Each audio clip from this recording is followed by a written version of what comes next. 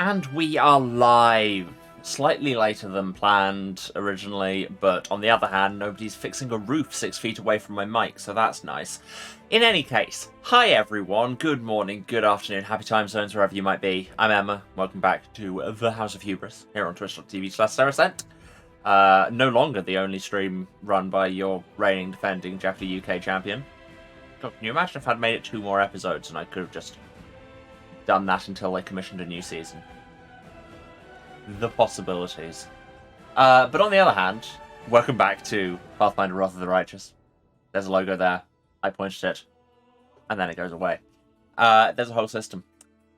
Yeah, last time we went back to... what's it called? Neathholm? The Canabras Undercity where all the mongrels come from. And, yeah. Turned out Wendwag got even worse while we were away. So we killed her. And it was not particularly hard on account of all her henchmen were level 3. And now, I can't remember exactly what we were doing. We were probably heading back to Dresden. We're usually heading back to Dresden. Let's just get in it and see, shall we?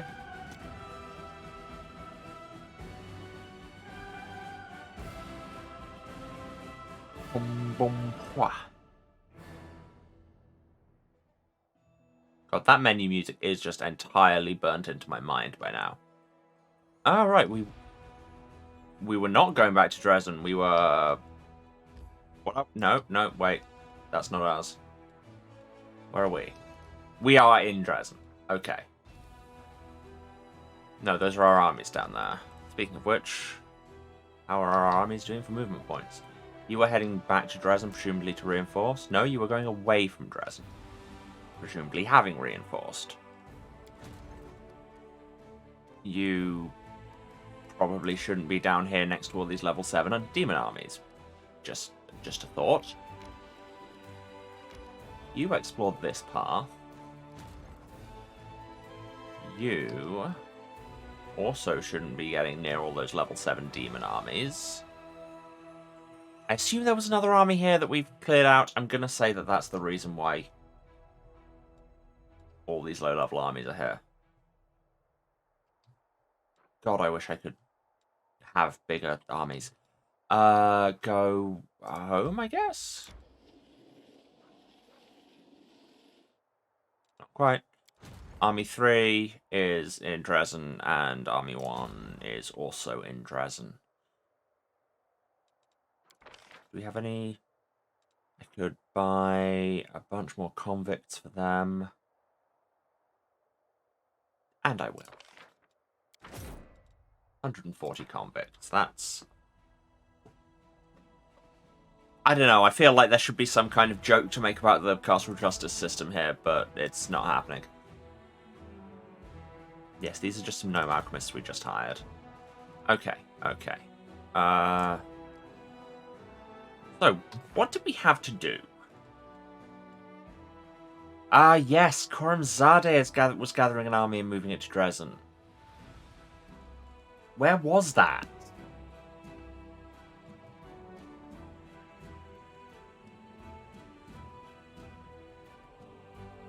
That's just a bunch of ash giants. Is it this level 7 one? Maybe? But you'd think it would have Koramzadeh as a commander. I don't know. There are many demons. They could be in a toaster or a common thing. But as it is... Okay, whatever. Let's leave that for now. Middle game, increase crusade stats. Wait for an opportune moment. Find Regal. Solve the riddles with Nameless Ruins. Still don't know anything about that.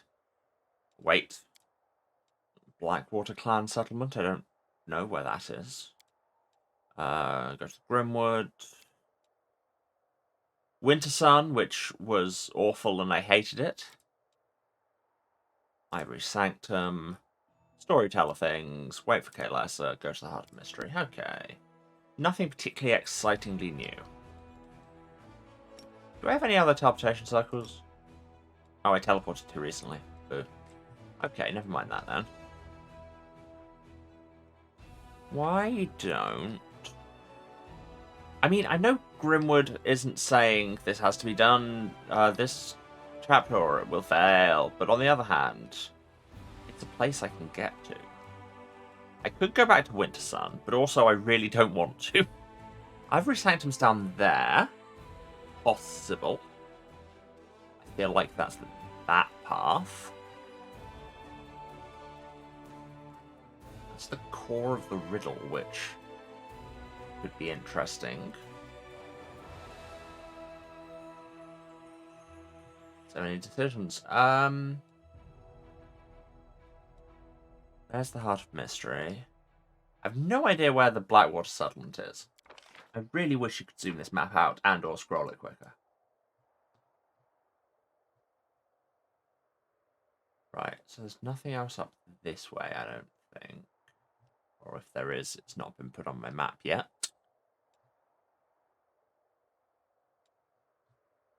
Ah, Blackwater. That'll be where the Blackwater clan's from.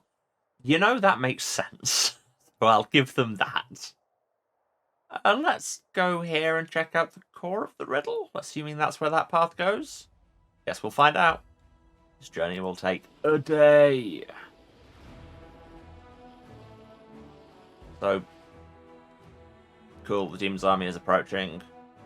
But now we've looped over a day, so we have army things to do. Anything you can reinforce? Not really. Did you replace any of these with other things? Yes, you could. Well, no, I didn't mean to do that. Wait, did I mean to do that? I think I possibly meant to do that. Aha, no, here we go. Right. Let's just look at the other armies we've got here. Is there any overlap in units? No.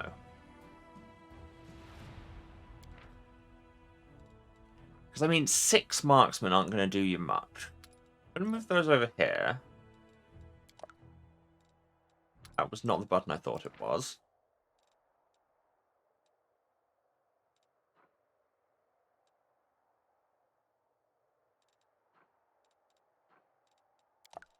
No, wrong button. That's the button. Put the convicts in their front line. Now they're level 4.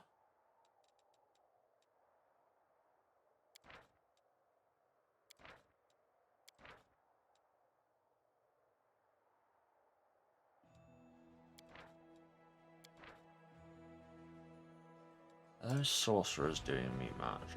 I'll leave them. No. Yeah. And then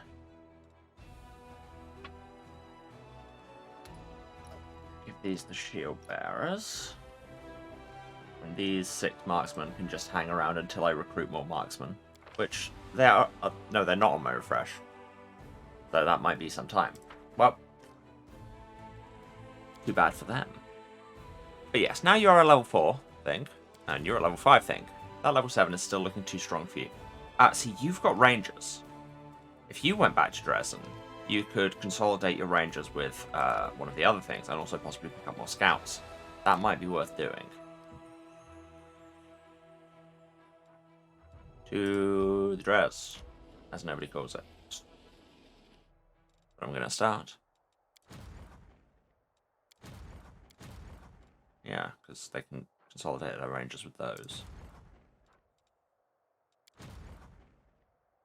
I feel like the demon armies, like all the low-hanging fruit, has very much already been picked off, and they're not giving me any new stuff. So I'm not totally sure how, when you've had damage done to your armies, you're meant to recuperate. But I guess we'll find out. Is that all the army stuff I want to do for now? Is there any roads I want you to explore?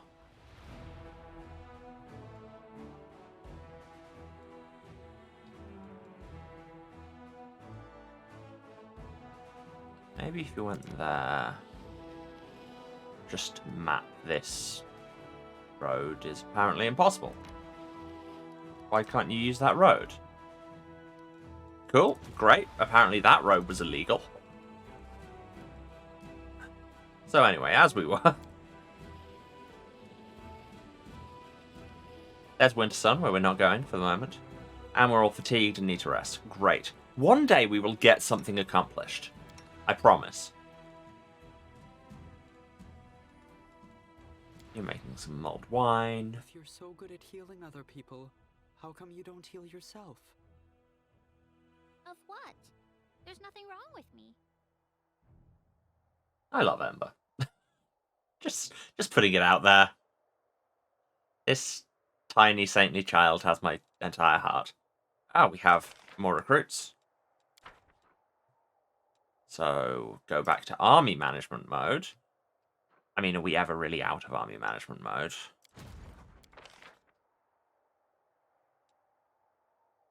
I mean, there's marksman. I can amp up those marksmen. Love that for me. And switch these rangers across. Because the rangers are going to be getting absorbed into the other army when it arrives.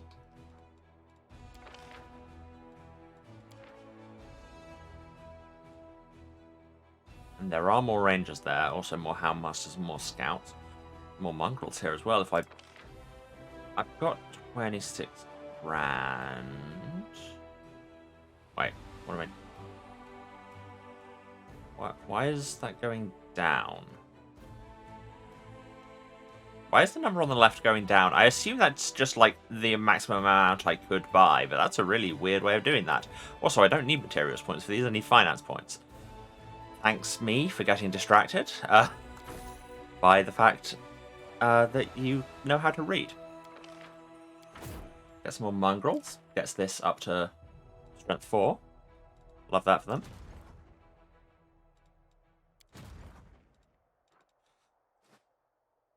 Okay, and you guys continue, and then you go up there. And then the demons all mobilized because we went past a day again. Now there's crusade stuff to do. Seriously, this game is just full of, but now you can do this thing. But now this thing is happening. But also there's this thing. Ah! Mark Hill, a fisherman from the village of Chili Creek, seeks an audience with the commander to make a request. Didn't we already have a fisherman from Chili Creek one time? And Lan would like to speak in private. I'm so popular. So popular. Well, we'll get back to Dresden eventually. Also, armies will have refreshed. Don't know why that road's impossible. Well, go back to Dresden so you can add some units. Afford some of them. Can afford all of those. Army grows. You continue. Realize that I need more finance points.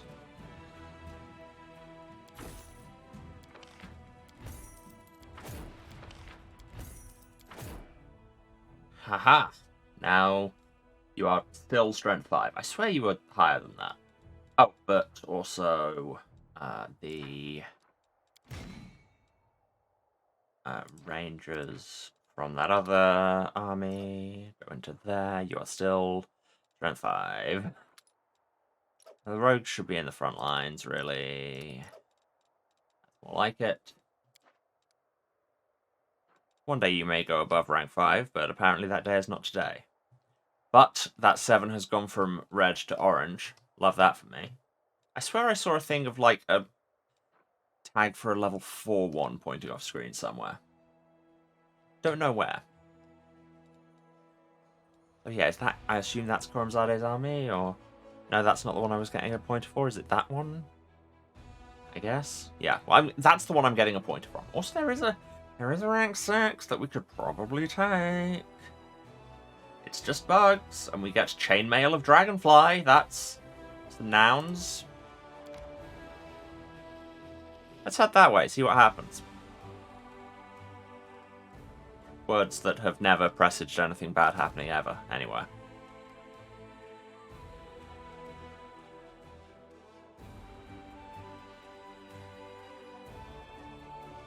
You all stay there for the moment.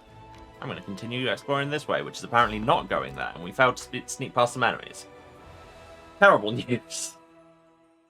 A good tactic is to tank. Let's have some fun. In case you've never played a video game with combat. Oh great, gross demons. Gross demons hitting me very hard. Woof. Only, we don't seem to have taken that much damage, but we are all sickened. This is just sickening. I will resist. And you have AC 20? Is that because I'm sickened? I guess?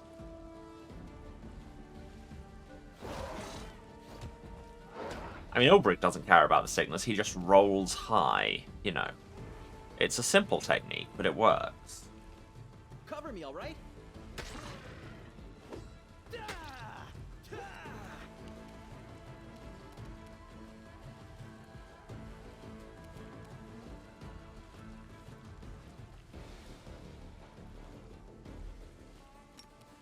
I mean, that's touch attack, so it would get past AC.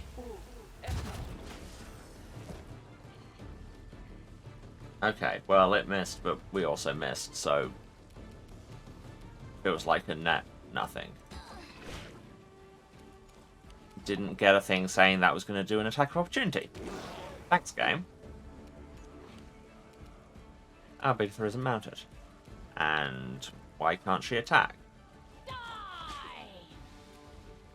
Why did that trigger an attack of opportunity? I have so many questions. Oh, there's another one behind us. Great. Dark shine. Horrid abyssal radiation makes this creature stronger. Oh, so we shouldn't have gone into the darkness, is what you're telling me.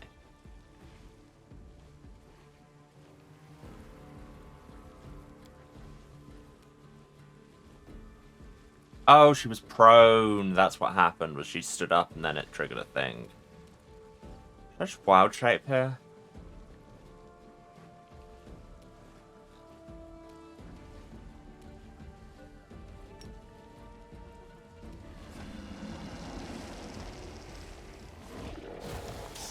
Stop throwing tumors at me. It's weird.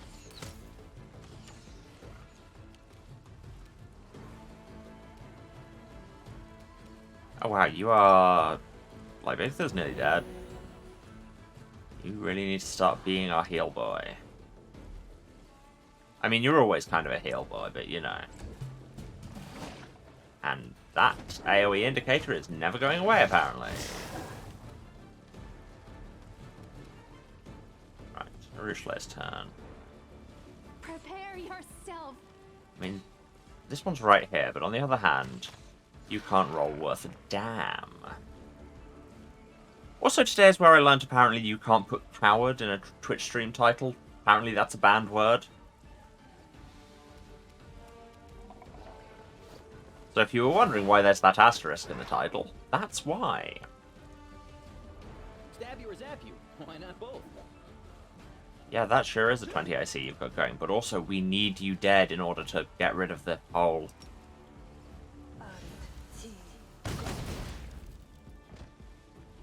Cool, and we just get attack of opportunity into the ground. You overcome the whole gross cloud thing. Standing up triggers attacks of opportunity. I am not seeing some of my indicators because they're underneath the layer of the cloud, I think. Which I'm not sure is an intended difficulty modifier, but here we are. Yeah, you need to stand up. Stand up, child. Pay attention. To, as ever, make a very niche reference. Now, Darren doesn't get a turn before the other Gibboleth and the Huntress do, so I can't just rely on him for a heal. But on the other hand, maybe I can get a kill here. Let's try it. Nope, that is a 20 AC again.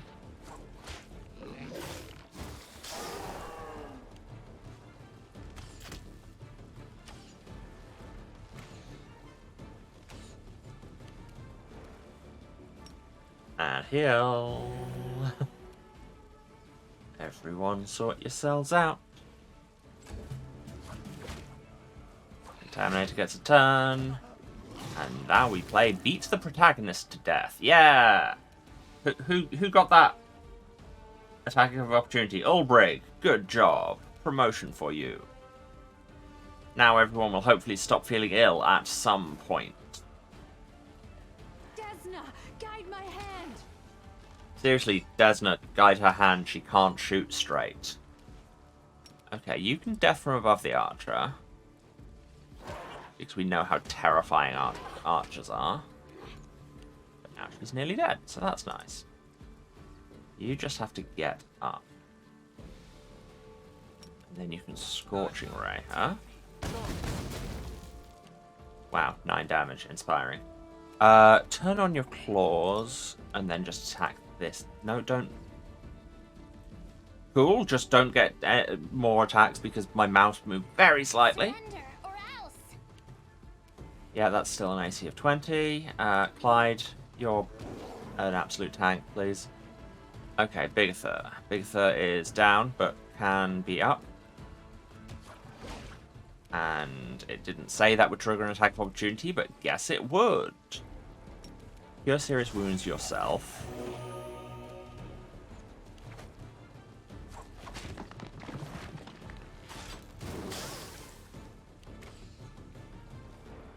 This random encounter is totaling me.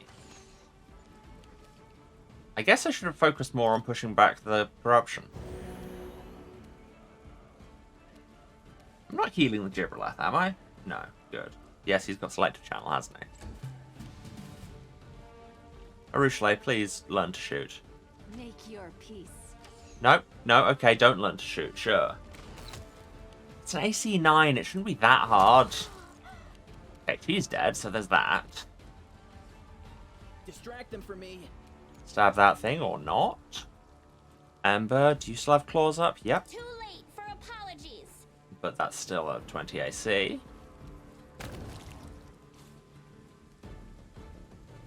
That was awful. Ember has put her claws away. Darren. Pleasantries. Oh, Bigitha gets regeneration when she's an elemental, doesn't she? That's a thing. Forgot about that. Excellent, so we don't need to throw more heals around. Yeah, that sucked. She's dropped a shot composite longbow +1. That's bender trash by now. Gibberleths have dropped nothing because the world hates me. Bigitha needs to mount up, except she can't because she is currently a brick. Debrickify, please.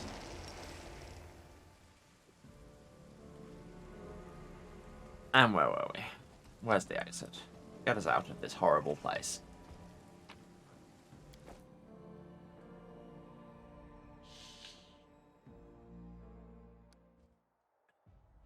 This isn't even in what looks like particularly corrupted land. Wait, that's not corruption, that's fog of war. I need to remember this. Okay, but this isn't taking us to the core of the riddle. I can say that pretty definitively. So I think we might be going in a bad direction.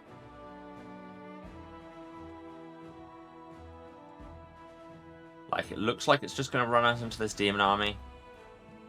Which...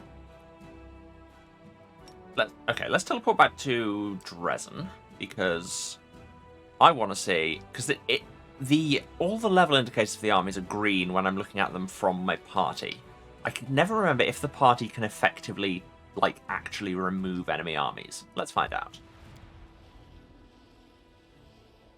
Head this way.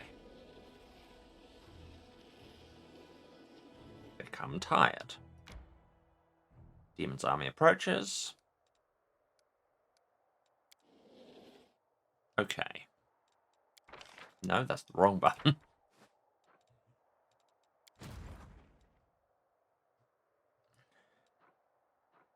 Yes, you were heading to try your luck at that 6. And I think you should do that. Come on, let's see if we can accomplish a thing. Oh, they're just giant spiders, what's to worry about?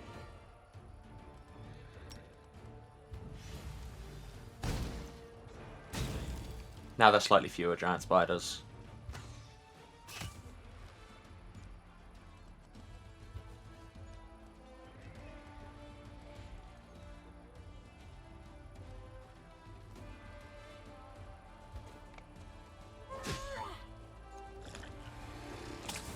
you all about to die? Well, you're going to get webbed. You're all going to start getting webbed. Don't love that for us, but you are also passing your reflex saves, so it's fine.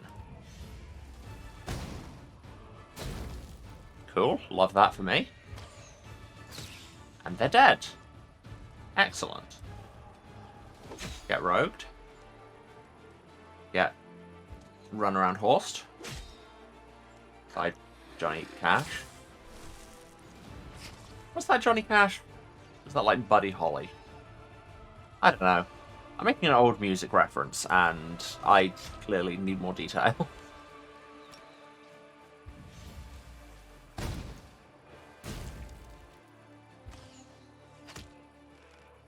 Okay, this is touch wood looking like it might go alright. Run around horse! It's actually an interesting positional game, because they'll always take the shortest route, but if you kind of position your fighters that they can't move through, so they have to take a longer route, that's apparently how you maximize your horse damage. For the record, that's damage from horses, not damage to horses. I think traditionally how you maximize your other kind of horse damage is a sharp stick.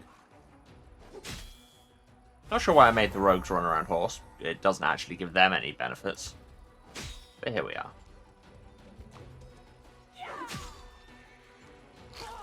Yeah, okay. We've got this. See, they're dead. Love that for us. No losses. Everything's fine. The grove had long been dry and dead. The spiders that once occupied it had been slaughtered by us just now. Monstrous web cocoons hang from the branches, containing the remains of their victims, and a certain number of useful items that miraculously were not dissolved in the spider's corrosive drool. Gross. It's +3 chainmail. Can be activated once a day. Grant all enemies and allies in a 30-foot radius, +1 bonus to attack and damage rolls against demons. Pretty solid. Who wants chainmail? You can't wear it. You can't equip anything while you're a griffin. You can't wear it. You could wear it. It's... it would limit your dexterity bonus more. I don't know, chainmail feels like it should be less restrictive than a breastplate, but what do I know?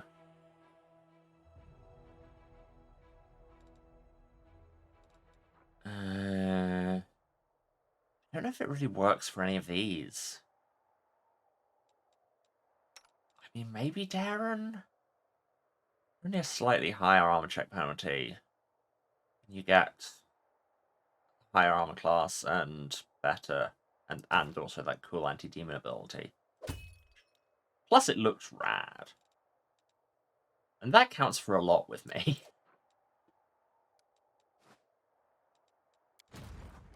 Okay, so this army is apparently solid. This army, probably less so. This army, even less. So, I don't know what we can do to train them. Oh, apparently there's a new level 5 army over there. So the demons are still spawning more manageable armies. That's great. But for now, I want to investigate if we can go and get tired and rest. That's an important thing for me to investigate, so let's do it.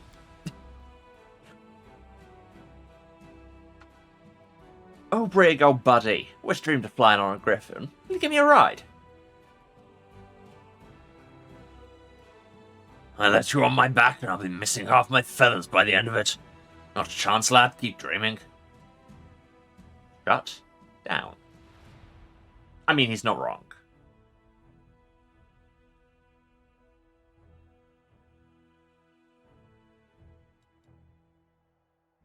Oh, so apparently there's a level 4 demon army to the south. That is, yeah, that is still there when I look in other mode. Oh yeah, level 4 demon army. In the middle of level scary demon armies. Also, demon army, stop sounding like a phrase. Demon army. Demon army. Okay, no, we can't fight the armies on our own. Which is, I suppose, a good life lesson as much as anything. We could go to Grimwood. I mean, we need Greybore. We can't change our party on the road, can we? He's back in Dresden. Fine. Let's go to Dresden so we can pick up a dwarf so we can go and ambush a dragon. Feels like a bad idea, but hey, what do I know? I'm just the Knight Commander of the Crusade. Wasn't sure whether to go to that or I'm a bear. Which, again, very specific reference, I guess. To a film that... I don't know if it holds up. I don't know if I can be bothered to watch to find out. Oh yes, but people wanted to see us back in Dresden. I forgot about that. And Amber's giving a speech.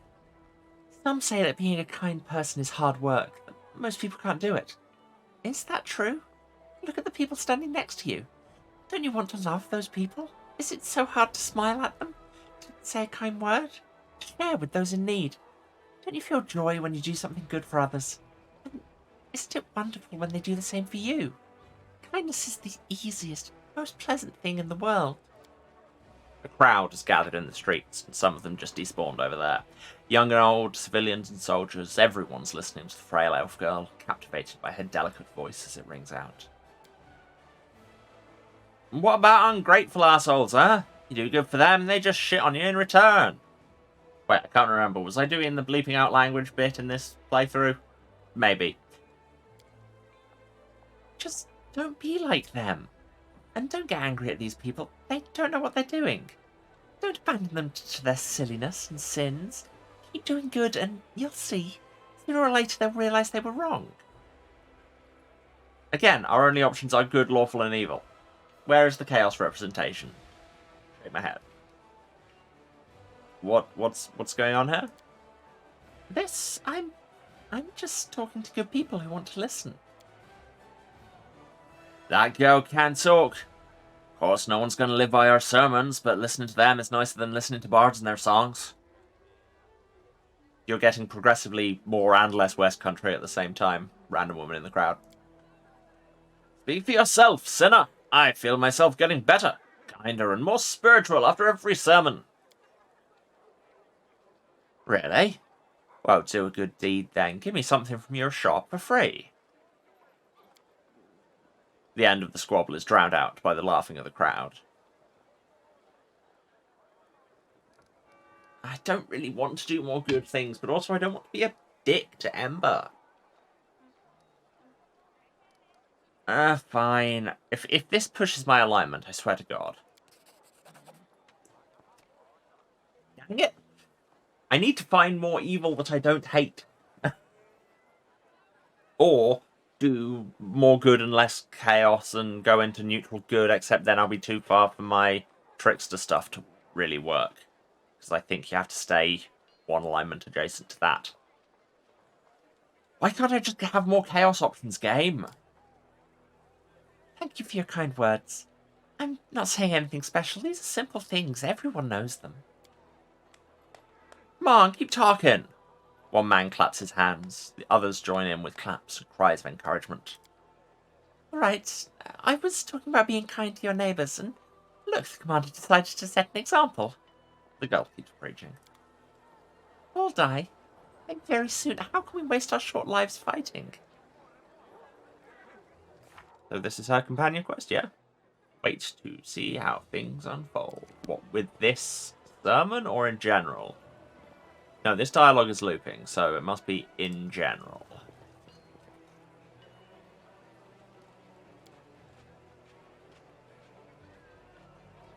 Or... no, that was new stuff, wasn't it?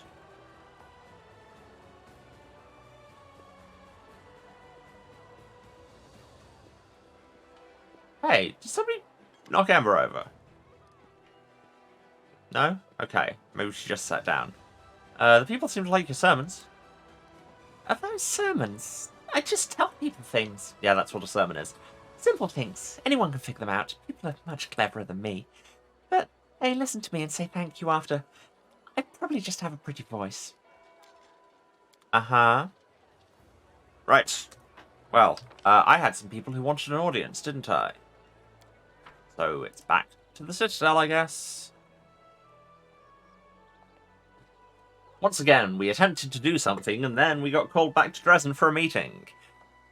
You may recognize a recurring theme. The pacing of this game is strange. I'm just putting it out there. I'm not convinced all the pacing decisions were good. Maybe that's just me. Clyde, hurry up.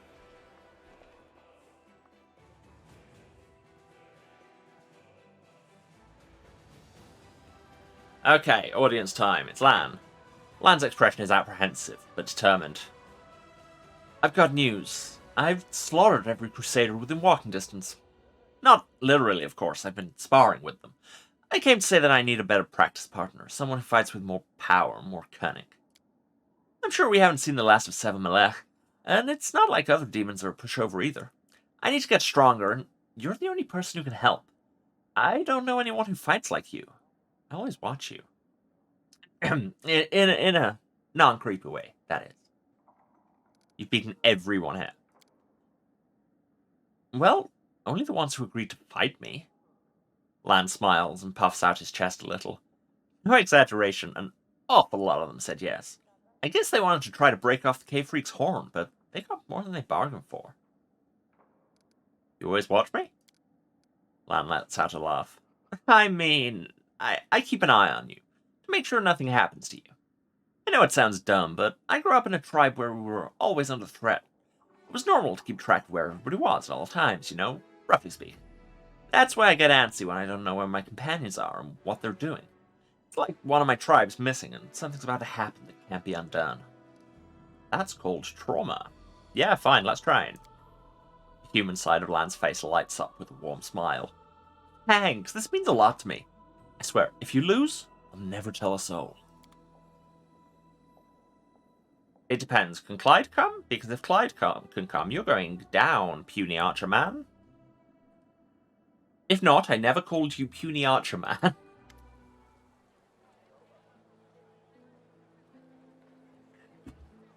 Lan, okay, no, it's just us, damn it. Lan rolls his shoulders, limbering up, and offers a formal bow. Sparring with the commander is a great honor for me, but that doesn't mean I'm going to go down without a fight. Ready? We've been given a flirt option, even if it is a violent flirt. Oh, thank you, David. Says in chat says congrats on your winnings on Jeopardy. Thanks. It's still not quite sunk in yet, despite the fact that it literally paid for the rig I'm streaming this on. But yeah, it was a great experience, and that's the most important part. I want to give you a good spanking for a long time. I'm afraid I'm not into that pink matter.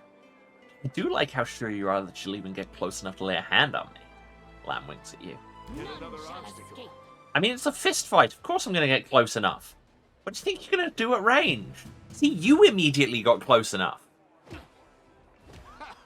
Did you see that? Also, yes, you're good at unarmed attacks, but you're a monk.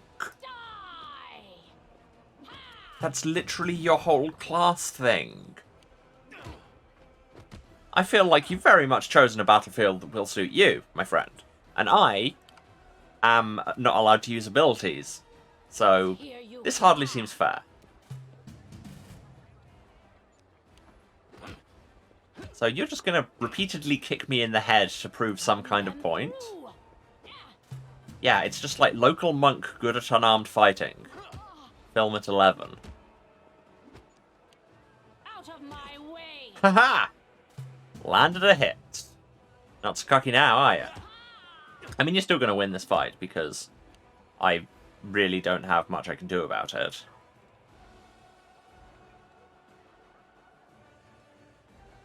Oh, I didn't think that was grayed out, but the sub ones are, so yeah, it's just no abilities for me.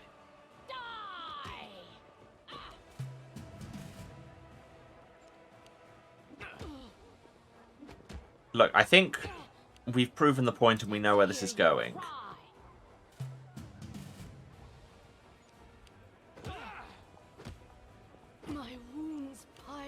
Like, yes, you say you don't know anyone who fights like me, but when I'm fighting normally, I have a mace and a dinosaur and all my spells. Run them through. I think all this is saying is I can't do your job and you sure as hell can't do mine.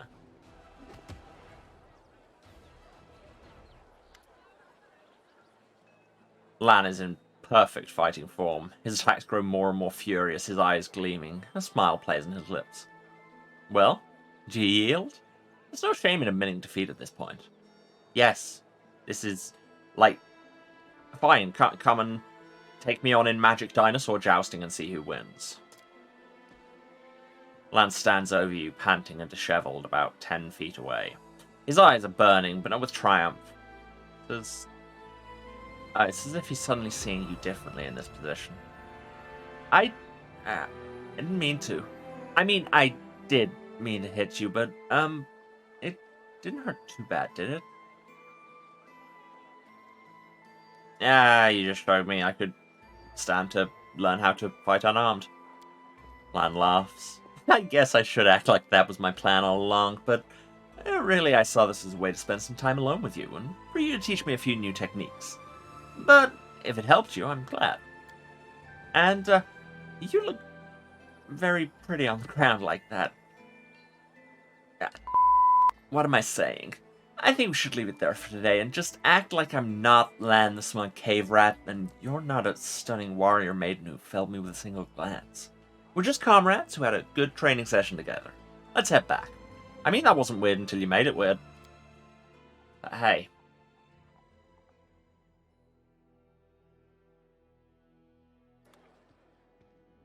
But also, other people are here.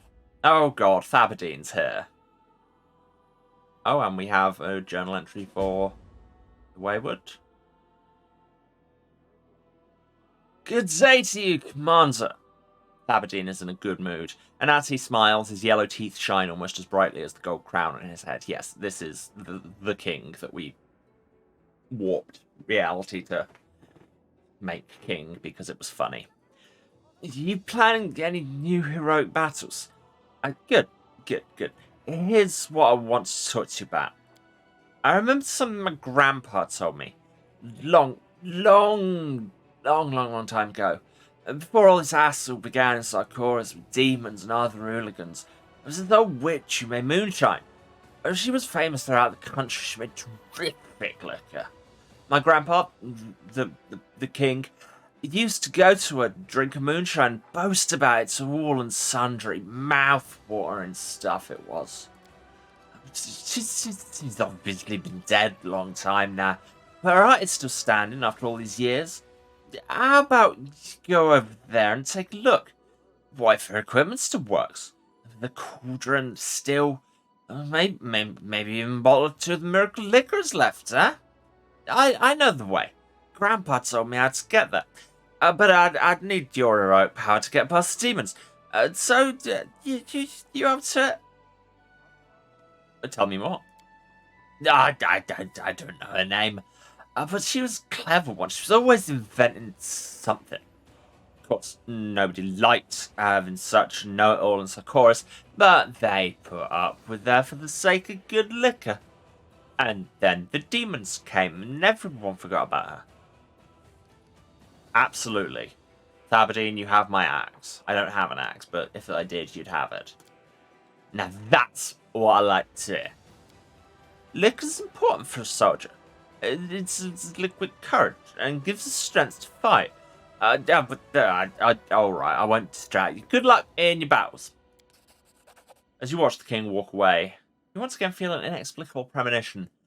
Something tells you, and it's the GM, that you'll find more than just liquor in the Moonshiner's hut. Desolate Hovel revealed. For best liquor in the world.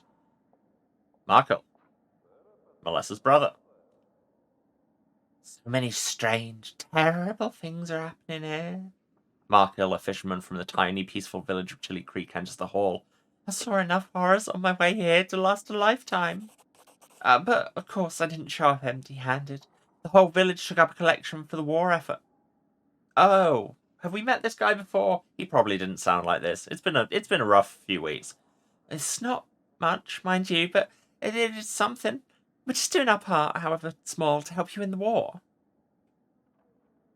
Cool. How did you get here? By pure luck, I figure.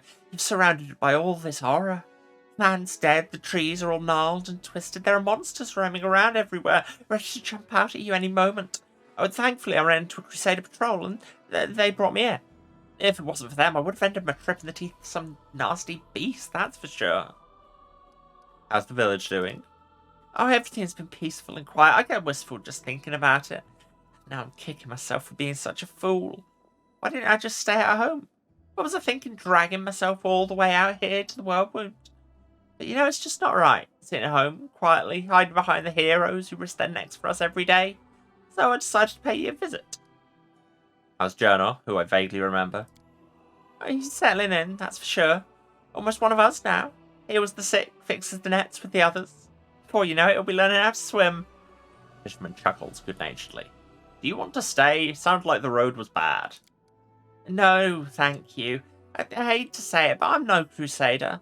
Fighting demons is not really my thing. I'll get some rest before I head out, take a day or two to look around the fortress, so give me some stories to tell. Then I'll head home to Chilly Creek. I've already seen more on this trip than I've seen in a lifetime. Anyway, you better come back to see us. We'll be waiting. Goodbye. Thank you for defending our peace and quiet. The fisherman bows respectfully. We've gathered up something else for you heroes, but I couldn't bring it with me. It was too heavy to carry. Come to our village and you can pick it up yourself and pay us a visit while you're at it. We're always glad to see you. Well, I'll see you later. Good luck with all the fighting. Okay, so you just came here to give me 2,000 diplomacy XP and a letter? I guess.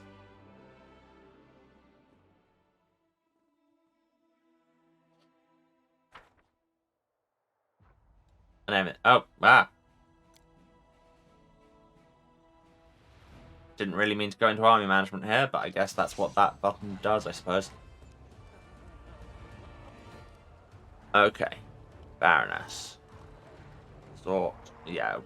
Eat the mages immediately. That's how you do it. Wait, I should probably do something about the 100 boomerang situation.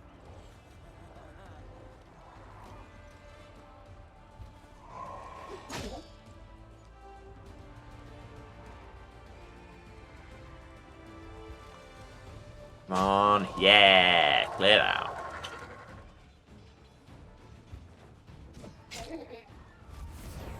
Can't remember how bad incubi are. I should maybe start reading people's stat blocks to find out. You have crushing despair, which I don't love. What does that do? Penalty to everything. Great. Love that for me. Let's see if we can just kill them. We could. Our rogues are dead, but it's fine.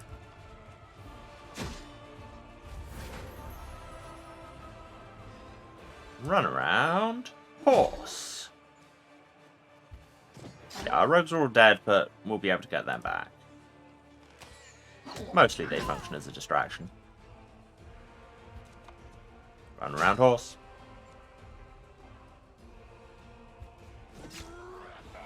Stab him with a sharp stick. Fundamentally, that's what combat comes down to, is just stab them with a sharp stick before they can do that to you.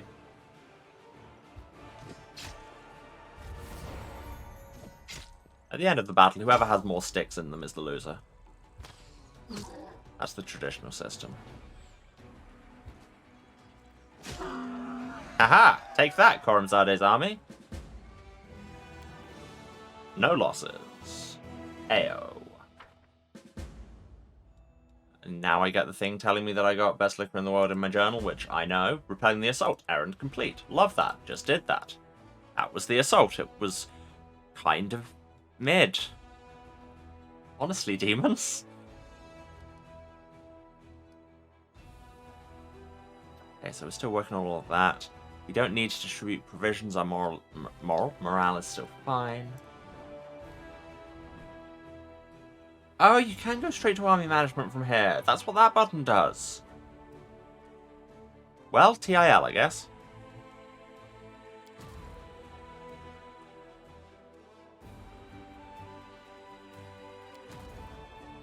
You should head in the vague direction of this level 4 army, because they are actually advancing.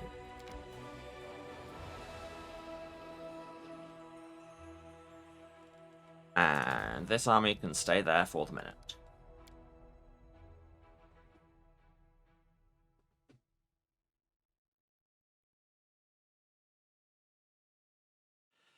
Meanwhile, back in the house, day 83 in the big Dresden house. So yeah, famous moonshiner. Who knows what will happen? Wayward is still waiting to see how things unfold. Crusade quest for playing the assault is done. Oh yes, I came back to get Greyboar, didn't I? Because it looked like that might be the next place we're heading. So, Alan is still wounded. Wait. How do people's spell slots work? Not work. Look. I have made sure everybody's filled and rested, right? We did that last time, I think. Yeah. Everybody's good. Right. Fortress gates. So, if we're getting Greyboar... I think we take out a Rouge Chalet? Yeah, the mages will cover all the ranged stuff.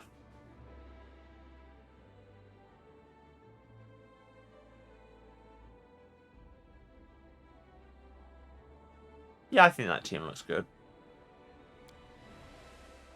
And I'm not just saying that because canonically I've had sex with 2 of them.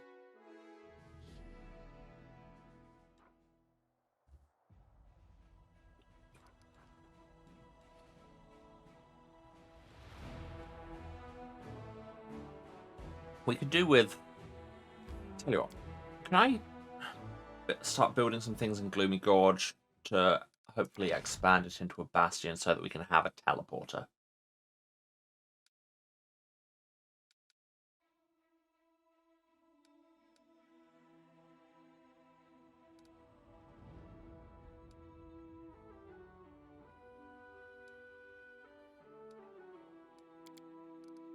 Supply center.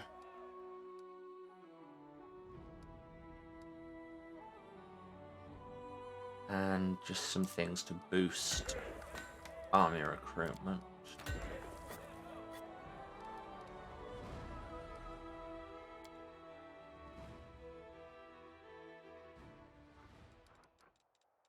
And then in Crusade stuff... Oh, we have a report. Gormzade's army was undone, along with his plans to retake Dresden. The arrogant leader of the demonic host did not deign to join the fight in person, which is probably why he lost when you think about it. He took flight, abandoning his soldiers. Aha, get wrecked.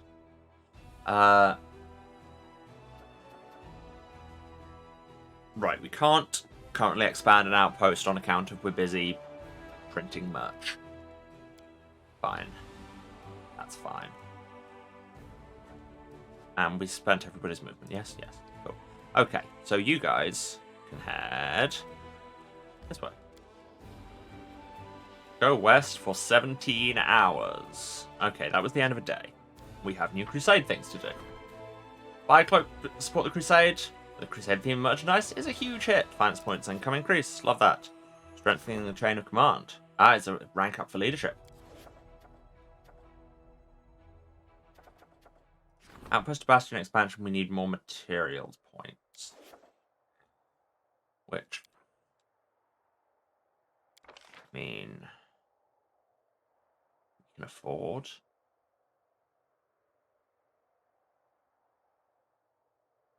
How much more would we need, was it? 500, and we have 188, so that's what, 312? Which we can do. It'll take almost all our money, though. Maybe not the best idea for right now. Instead, let's just get this leadership rank up, because you want us to maximize all our stats. Game. And now our armies are waking up. You should go and take on this army. And hopefully we can get this done before I have to take a break. Succubi, headhunters, more headhunters. Well, let's put a trap in front of the succubi, as I'm now deciding to pronounce it, mostly to annoy me. Right, headhunters are ranged. Succubi also ranged. And can charm people. Those men exploded. Not the most auspicious start, I'll say that. They can't use an ability after they move. I forgot that.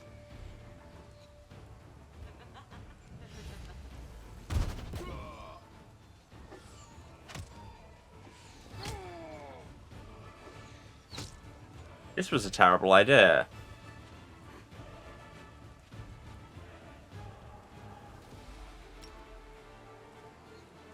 You can only summon dogs in the back 2 rows. Didn't realize that.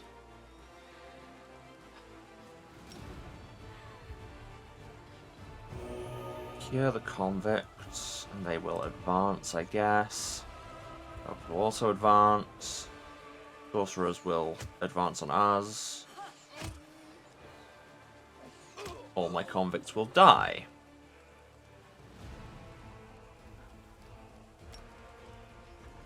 Throw a rock at the succubi.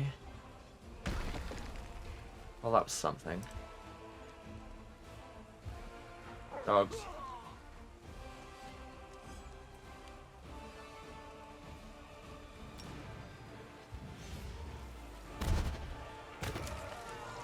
Now you're the ones exploding. Oh, we are also the ones exploding.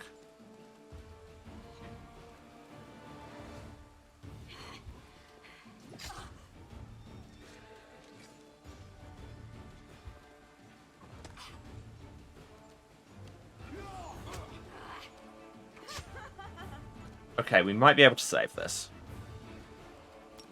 Cure them. I mean, we're still going to lose so many troops. Oh, but I should tell you what, yeah. We're probably going to win this when I get back, but for now I need to go for a break. I need to get water and move around and all of those good self-care things. You should do them too. Get up, move around, have a drink, have a snack. Take your meds if you need to. This is your reminder. And let the ads run if you can, and I will be back in a few minutes with this bad decision. Alright. Love you all. See you in a few. And we're back with more of Pyrrhus of Epirus Simulated 2K24.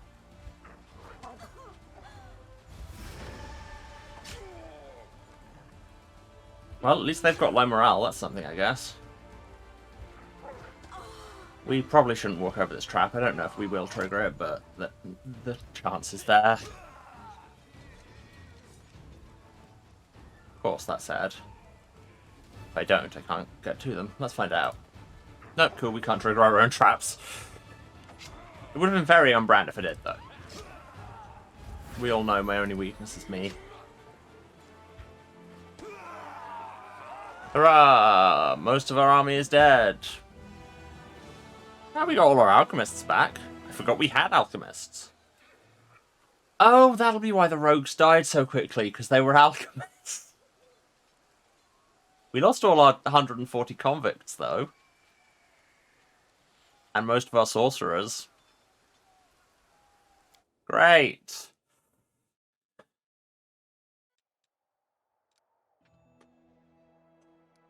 Cool. Go back to Dresden immediately.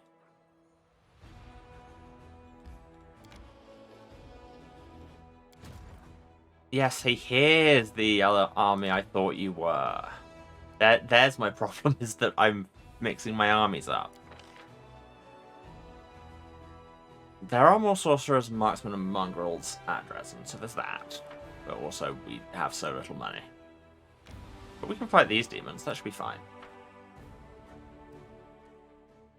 This should be fine, she says immediately, after the last one was not particularly fine. Okay, immediate scorching around the incubi, because they're annoying, and now they're dead. Never to annoy anyone again. Stab the Brimarax. Stab the Brimarax some more. Cavalry charge. Stab the Brimarax some more. Stab the lovely Brimarax. That's how you pronounce it. There's, you know, silent letters. This is the opposite of that. There's a lot of invisible letters in Brimarack. I'll just Scorching Ray them. That'll work. Maybe that's why the other army wasn't quite as straightforward as I thought it would be, is because I was thinking of this one. Yeah. See, it doesn't help that on occasion, I'm an idiot. Don't let the Jeopardy winnings fool you. Okay. Well, you don't want to keep going into that army. So that... Let's just consider that place inaccessible for now. Anywhere... Head back to take out this demon lair? Sure. So, about face, back to Dresden. You all have no one particularly killable around. Yep.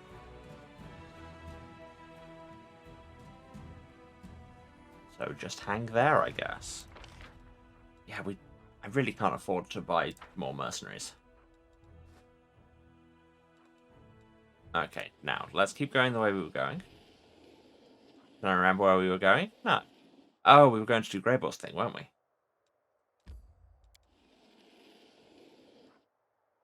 And now we are tired, so it being 5:10 in the afternoon, let's go to bed. Wow, only plus 12. That seems really low. What are you good at? Camouflage, you're alright. Alchemy, you'd be terrible. Scroll scribing, also terrible. Protective rituals, terrible. So I guess we want to put you on camouflage because it's only DC 10 anyway, and then watch if on night watch. Although, I mean, that said, he would have been able to do it. It's a DC 10. I need to actually look at the numbers occasionally, but here we are. I've traveled some distance fulfilling this contract, but it's still better than doing a job for some jealous cuckold of a grocer whose wife's been a little too neighborly with the fellow next door. What? Sure, I took jobs like that when I was green. A man's gotta start somewhere. He's not wrong. That does sound like an entry-level hitman type of job. And really, we need there to be more entry-level positions in the current economic climate. Okay, we've gone over midnight, so everybody can get back to their movement. You've already made it back. Impressive. None of these things have refilled. So this army is very bad. So they'll just be hanging around Dresden for a while. This army can continue where they were going. And thence that way. This army will continue to do nothing. And apparently I have Crusade affairs to manage. Chain of command of the Crusade has been strengthened. The Staff Council requests that the Crusade leader attend their meeting. So many meetings! We're doing this thing first. And everything's ready for the Faultless Daybreak to be augmented. Love that for us. We don't need to do any of these increased morale things. Strengthening diplomatic connections, however, is a ranking up diplomacy thing, so we can do that. Events. The end of the world. What? That's not an event you want to see. Priests of various faiths are asking the commander to banish the followers of a small sect that believes in the imminent demise of Galarian. These doomsayers scorn the gods with their words and demand that everyone bow down before the inevitable end, which just seems like a buzzkill. We can send them on suicide missions to just get a bunch of military XP with no downside. Okay. Silence them. 4,000 leadership XP. Say, yeah, sure, lose 30 morale, but increase recruitment. Reconcile them with other priests is good. And I don't like good around here. We need more military XP. Do we? Is it? What's our lowest level? Leadership and logistics. Fine, we will silence the sectarians. Because we believe in consequential morals.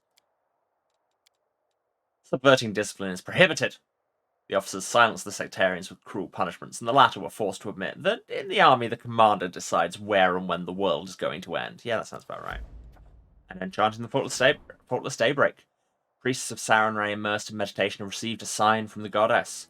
The message was mysterious and unclear, but the priests agree on one thing: the time of the faultless daybreak has passed. The advocates of peace among them claim that this is the hour of the triumphant noontide, yet their belligerent opponents believe in the advent of the sanguineous sundown, which is my wrestling name. So, triumphant noontide has a benefit when you're under the effect of Sacred Shield, which is a War Priest ability, or Sanguineous Sundown, which is here called Blinding Light. Whenever somebody crits you, every enemy in a 30-foot area must pass a DC 20 Fortitude saving throw or be blinded and take a bunch of radiant damage. That sounds great. That sounds so much better than this War Priest only thing. War Priest Shield Bash. Sure, no. Sanguineous Sundown! So have I got that now? I can't open my inventory from here.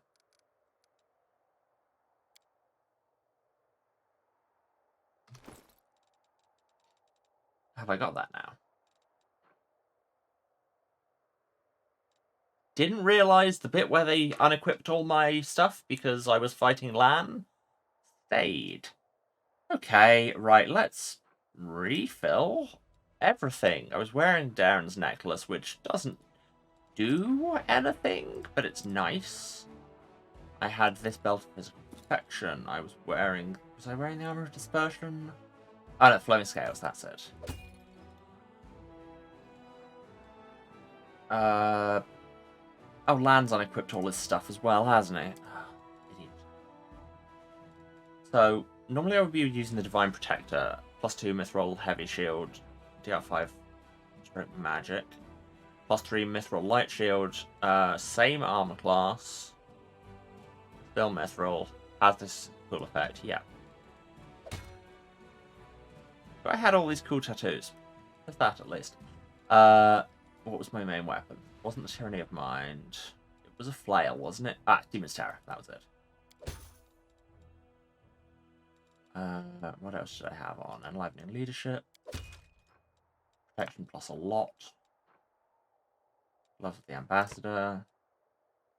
Which technically clash with another one, but whatever. +4. Cloak +3. Not the Braces of Archery. My Lucky Braces. Those, and also I should use them.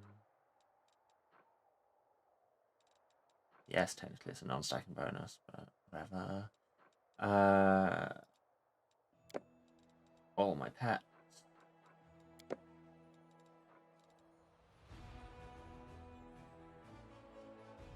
Where are the rest of my pets? Why are the pets kept in multiple places? So many questions.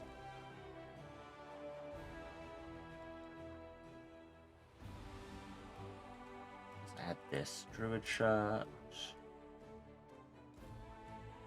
Those were lands. I swear I had another pet.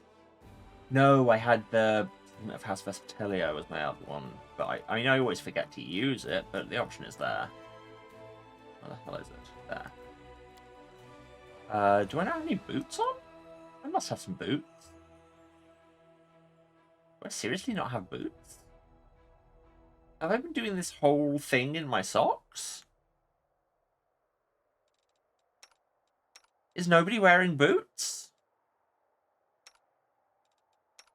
Okay, some people are wearing boots. Have I only just noticed that I have a whole other armor slot that I've never used? I feel like I'm going mad. Yeah, apparently I just don't have boots. Boots are much rarer than you might think. Alright. Don't know where the alchemist shirt came from. So do I have the... Oh yeah, the thing I just did was the shield that I'm literally holding. Look, it looks like that. It's pretty neat. Let's move on. And let's go to the Grimwood. Greyboar, we came here to do the dragon ambush thing.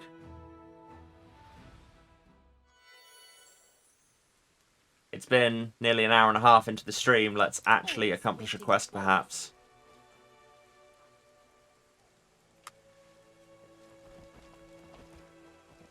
Let's take a look around and find a suitable place for an ambush. Yes, let's. I mean, there's a campfire here. The place. Set up an ambush here. Greyboar meticulously scans the surrounding area and appears pleased with the results. The talon-like hooks of several collapsible spikes protrude from his pack.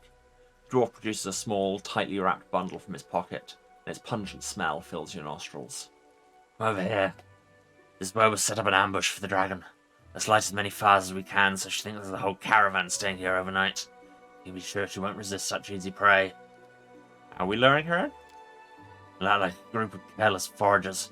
Ordinary hunters looking for wild game to provision the Crusader army. Let's go out hunting, and we'll hang the carcasses up on hooks to clean and gut them. The dragon catches the scent of blood and sees the fires. She'll think we're inexperienced nobodies. After all, no skilled hunting party would draw so much attention to themselves. Easy prey, see? Then when she swoops down upon us, we'll pounce on her instead. Well, what's the smell? Frog's eye. It's a herb from Magnamar used as seasoning by the Varisians. I'm not sure they can even eat anything without it. The heat of the fire will cause the smell to rise up in the air where the wind would carry it far and wide. The dragon will surely catch our scent and take interest. Dragons have a heightened sense of smell, and their sense of taste is even more discerning. The beast won't be able to resist the chance to try some strange new kind of meat. I'm going to say we're not yet ready, just so I can save. If you say so. Say when you're ready. I'm going to save. It probably auto-saved recently, but I just want to make sure. Also, there might be some loot around. What if there are interactables? What if that, Greyboar? Touche. Wait, no. Touche would be the other person, wouldn't it? Checkmate is where I was going with that, and yet I said touche, which very much the opposite. Cool. Good talk.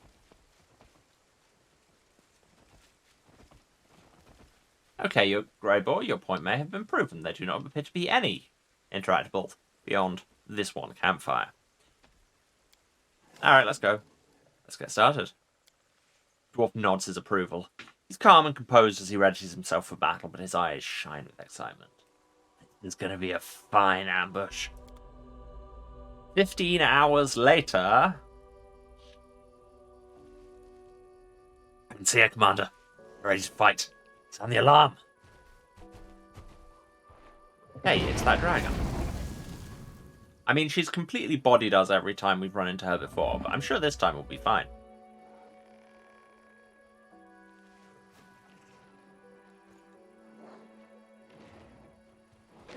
+8 circumstance bonus on initiative and all saving throws against fear. Well, that's great. Try to pierce through the scales. If the wound's deep enough, we'll be able to use the trail of blood to track it down. Okay, well, let's get our other large flying mans to jump on her. What did she say? An intriguing smell you have, little hunters. If no one warned you that there's a hungry dragon roaming around these parts. Yes, they have. That's literally why I'm here. Get with the program. Who's this? Waldron.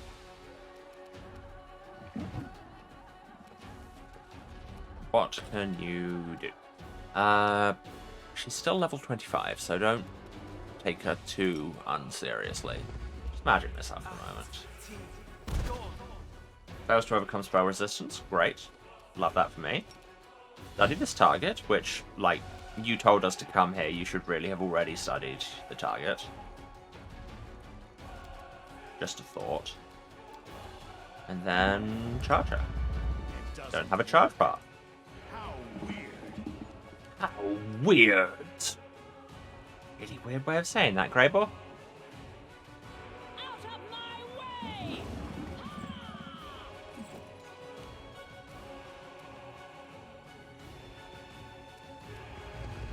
So,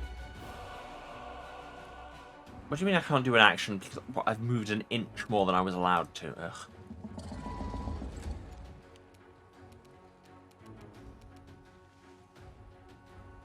Out of my sight.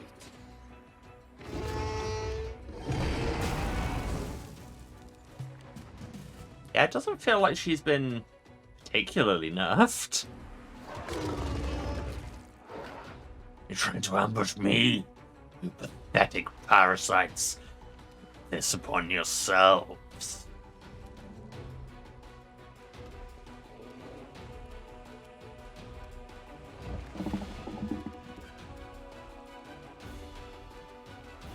Let's see if I can color spray her. Nope. Anyway, Grey Boar have 6 attacks, I guess. Simply business. You read this. I will remember you. And we will meet again, I promise. We're done. The wind is deep, so she'll lose a lot of blood. After her. Alright, that actually went pretty well. Good job, all.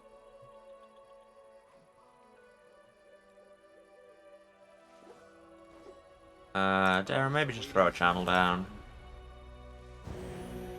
Thank you, Darren.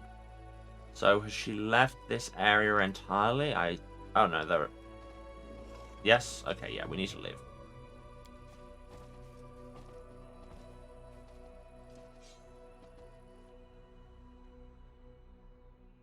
The hunt is on. Tally-ho, etc. 15th Neth, 47:15. The ground is covered in fresh dragon blood and deep claw marks. The winged silhouette soars high up into the night sky and heads east, doubtless towards her lair. The assassin gives the commander a thumbs up and throws his pack over his shoulder. The ambush was a success. Serious loss of blood, though not fatal, causes the dragon's heart to compensate by contracting more rapidly in order to oxygenate the muscles. This makes it more difficult for her to breathe and weakens her wing capacity. The lack of oxygen then leads to convulsive seizures that force the dragon to descend for short rests. It takes her the entire night to travel a distance she could normally cover in a few hours. That seems like a very long-winded way of saying, yes, you stabbed her and now she's in shock.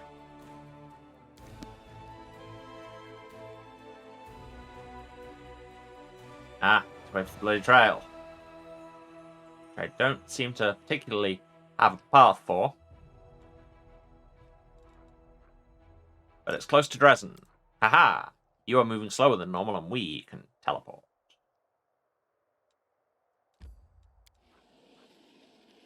Oh, also it's a new day. Yes, it is. So I should look at my other affairs. Diplomatic relations have improved. We have a meeting. We still don't have enough materials to expand into a bastion. We have even less material points than we did.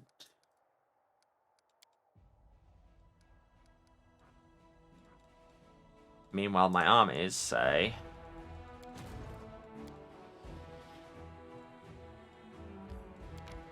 Go there. Go there. Clear out this lair of giants. Wait, we're once again just walking into a giant cave. We're all going to get leprosy. Again. Scorching ray. That's nice.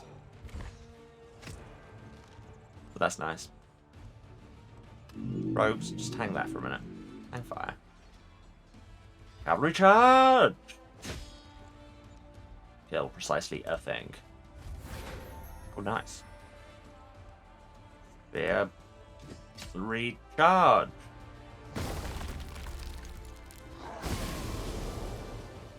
So that's a minus 174, but no, it's just like minus 17 and minus 14 overlapping. Thank God.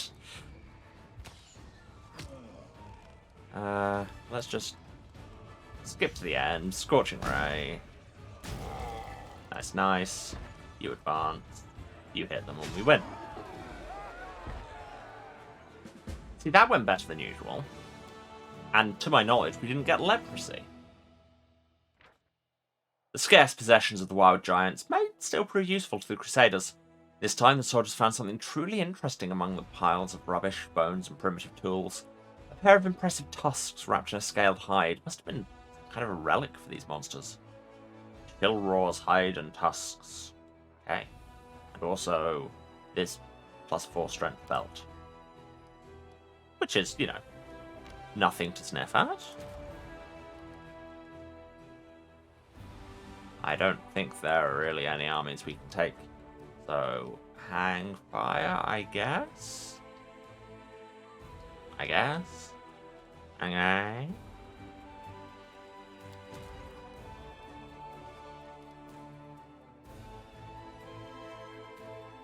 So we'll probably be able to do something with those.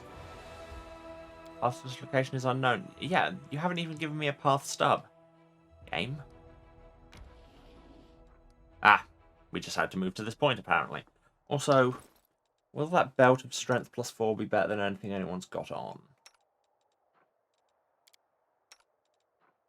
No. No, it will not.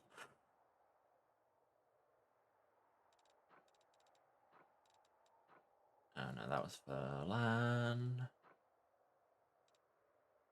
I don't think there's anything else here you want. Oh, except this hand axe +4, would that be better than either of the ones you've got on? No, it would not. Cool. Yep, no. Oh, this breastplate +2 would be better than your breastplate +1, though. So there's that. I guess. To the dragon! Yes, I want to enter this location. Dark splotches of dried blood are visible on the ground. Its foul, pungent scent awakens the predatory instinct of the hunt. Everything nearby is spattered in blood as if a battle took place here or slaughtered a herd of goats. Yet this blood belongs to neither human nor goat. It's like if there was human blood or goat blood, but this is neither of those varieties. Hey game? Feel like I've walked into a gotcha that I don't understand? Its sulphurous odour indicates that this is the blood of a rare, fire-breathing dragon. Injured and exhausted, the fleeing dragon stopped here to rest. Commander decides to... I mean, we get a +20 on perception. We can be impressive. Do it ourselves. Failed. After an examination of the blood proves futile, well, that was quick karma, I guess. The commander decides to ask the assassin for advice. The dwarf points confidently to the south. The dragon's lair is hidden somewhere among the mountain gorges. Artisan's Tower has been revealed. Well, south then. And that way then. There's someone on the road. And it has a whole thing. The commander and her followers are traversing the mountains, trying to track down the female woundworm. That's a good word. That's lately been wreaking havoc around Dresden. The dwarf leading the party approaches the edge of the cliff. How is he leading the party? I think we need to have a talk. And points down to the ruins of a tower built upon the rock 300 feet below. Its very existence raises a number of questions. Who would dare to build a tower here so close to the demons? Why would they erect it here at the bottom of a canyon? An expert analysis of the tower structure provides the answers. Who's the architect or expert around here? Couldn't say. Numerous features in its design indicate that the building dates back to the golden age of the Aslanti Empire. It's several times older than the World Wound and was originally constructed on top of a mountain before the Cataclysm changed everything, like war. The tectonic plate shifted, causing the tower to sink to the bottom of a newly formed canyon, and the mountains rose up around it like the jaws of a predator, ready to snap shut and bury it beneath the rock forever. The ancient ruins have been abandoned for ages, barely visible amidst the steep cliffs. The tower would have remained hidden had the commander's party not discovered it by following the trail of blood. The dwarf signals that it's time to descend. The alpine path leading to the tower soon splits into two directions. On the left is a rocky ledge, dangerously narrow and visibly unstable. On the right is a broad path covered in overgrown brambles and thickets. There are many poisonous plants in these mountains, some of which are so dangerous that merely touching them can lead to numerous adverse reactions. These include, but are not limited to, migraines, disorientation, vomiting, hearing and vision loss, paralysis, and even death. The commander assesses the risks, and... I mean, it feels like one of these will be an athletics check and one of them will be a knowledge, law nature check. And one of those is a thing I do. Oh, but you still get to choose a character for it. Sure.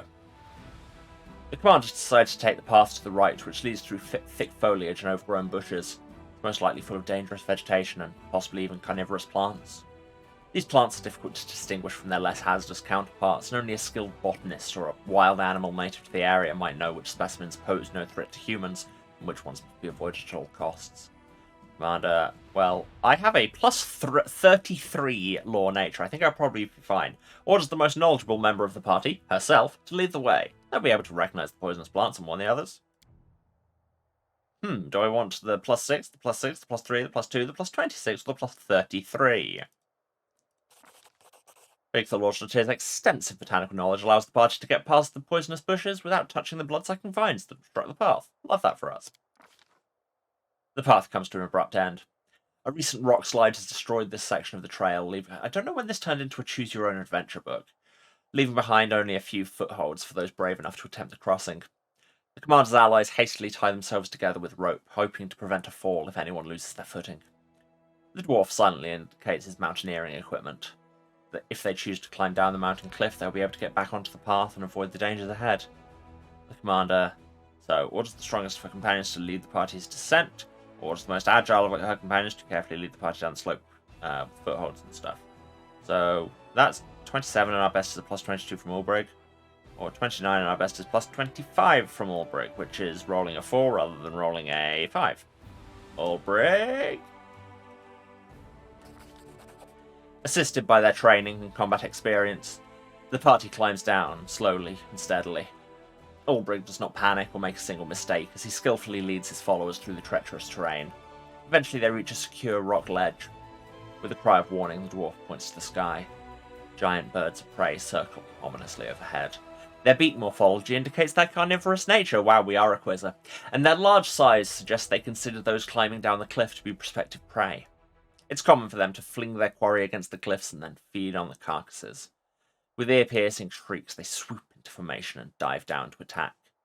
Commander gives the order too. Well, again, we have a plus 33 on nature law. Let's scare the birds off. We know what we're doing. Bigitha Lordshot pulls out a knife and runs the blade over the stones. The metal makes a grating sound, and the birds fly away in fright. It's the same sound that their sworn enemies, mountain cats, make when they sharpen their hard claws on the rocks. That is actually useful knowledge. Thank you, Bigitha. The party overcomes every obstacle, in the end, and finally descends to the ruined tower. The mountain has been conquered, and no one has fallen victim to its treachery. Now, they secretly approach the unsuspecting dragon, stealthily making their way through the surrounding rocks. After leading them to the tower, the dwarf gives his newfound allies a nod of respect and signals for caution. We're here. We beat the Choose Your Own Adventure section by rolling a 4 that one time. Here we are at the Artisan's Tower. A couple of people are fatigued. Not great, but no time to rest. We got a dragon to hunt. And there she is. And as a friend. Wait, do we know them? That model feels familiar. Let's get as close as we can to the dragon without making any noise. Then we take it by surprise. Grable whispers approvingly. We crept up on the toothy old lizard without her noticing us. It's a pleasure to work with real professionals. Let's get a little closer so we can attack when she least expects it. The dragon looms over an old elf, her vicious teeth bared in an angry snarl. You recognise his face. He's called the Storyteller! This is where he's been the whole time. Behind a quest that wasn't even marked as urgent, so I wasn't looking at it. Why, game? I know you were in league with those little parasites who wounded me. They sent you to spy on me. They thought I wouldn't crave the crunch of your old bones. Ah, wrong. I've always had a special liking for the taste of elven flesh.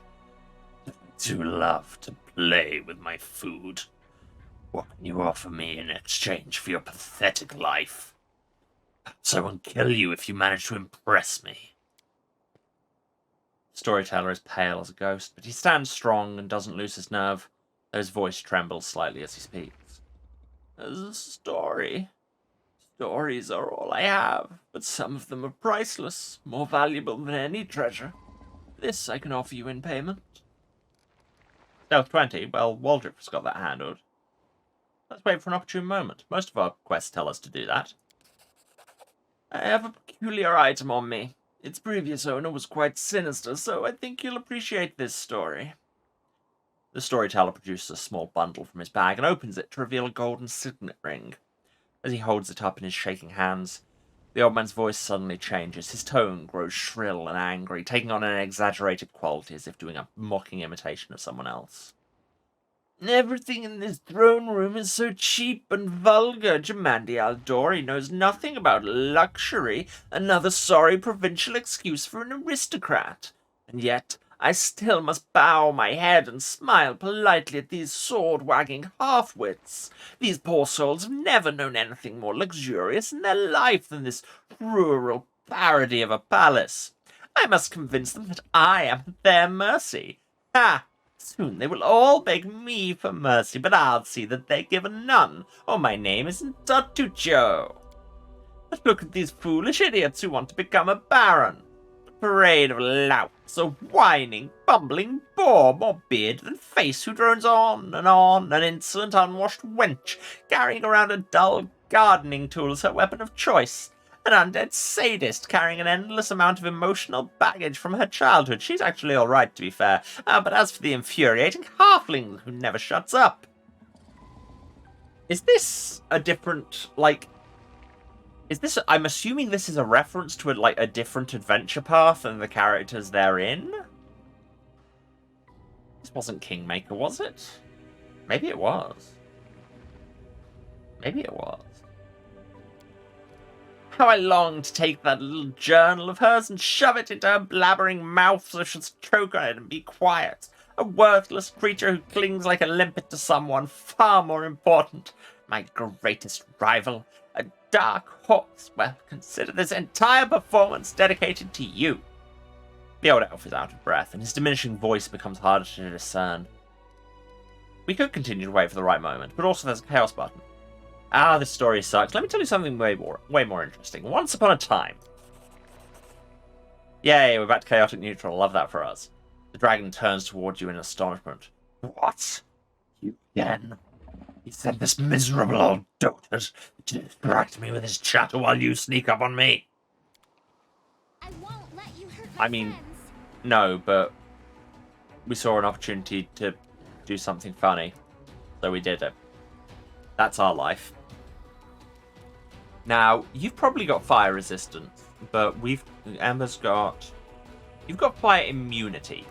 Ember has Ascendant Element. Now, does that ignore... immunity or just resistance? And can I find it? It's a B, right?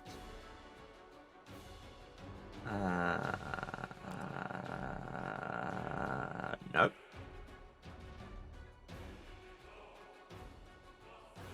She's got spell focus evocation.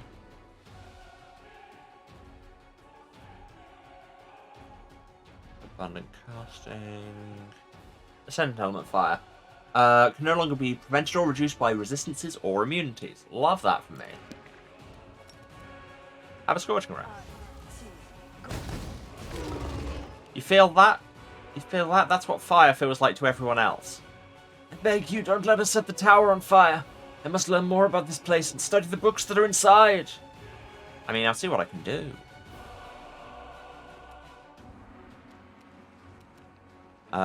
Okay, you can't penetrate that fire resistance, but on the other hand, acid... 32 damage, wow. You did me. Followed me here, and now you've cornered me in my lair like a mindless beast. Bless you all. Yeah, we did. Get wrecked.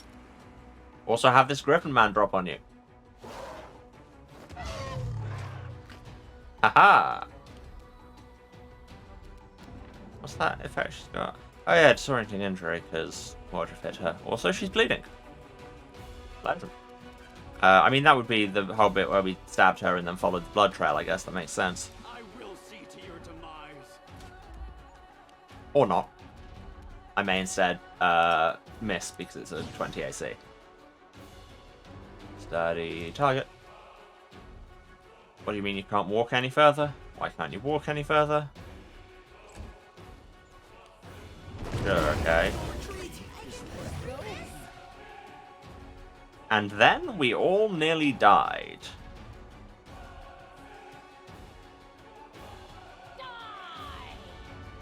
Yeah, that's what we nearly did.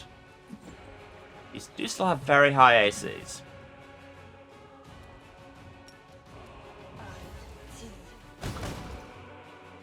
Chaos Revenant spell resistance.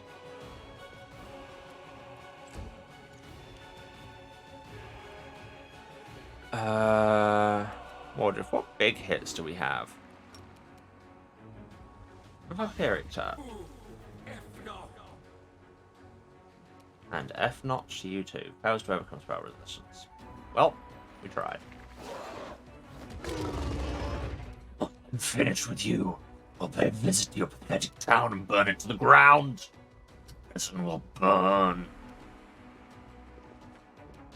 Darren, heal as many people as you can. Grey Boar. Still can't charge. Why can't you charge? Oh, you're fatigued. Hate that.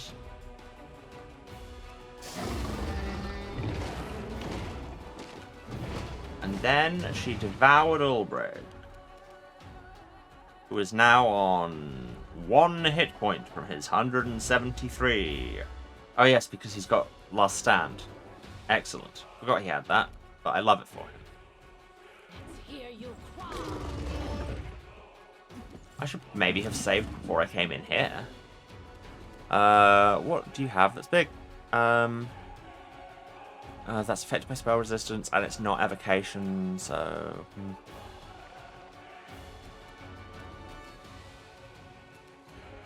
I really need to get her more high-level fire spells. Just Scorching Ray. I mean, I was about to say whatever works, but then it didn't. And now she's gone within opportunity attack range. Don't love that.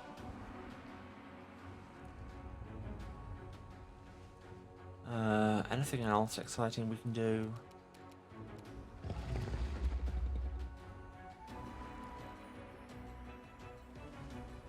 Impromptu sneak attack. Time to share your treasures. Yeah, that's solid damage.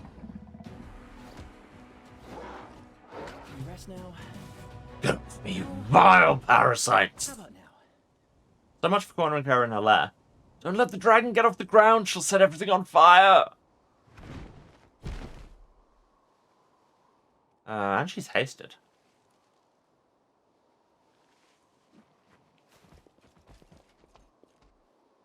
Darren, Rules are made to please be heal everyone before we go chasing this dragon down.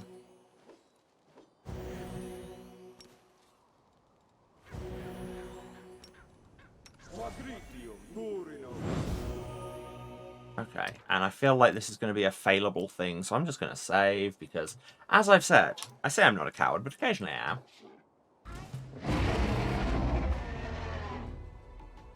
That was weird.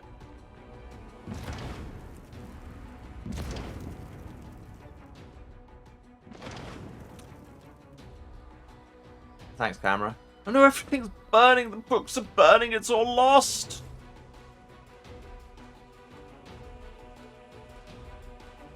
What? Gregor appears calm, but the chill in his voice and the veins standing out in his neck leave you in no doubt of his true feeling. What? What do you mean I let her fly away? What? Like that.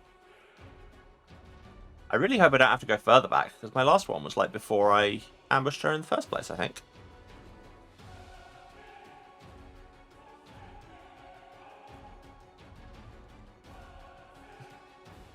And was like 20... It's only 20 minutes.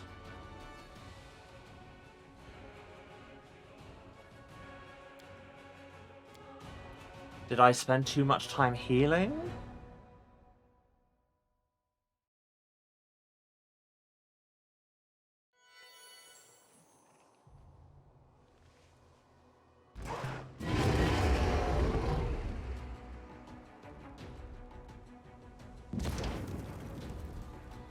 Yeah, no. This was...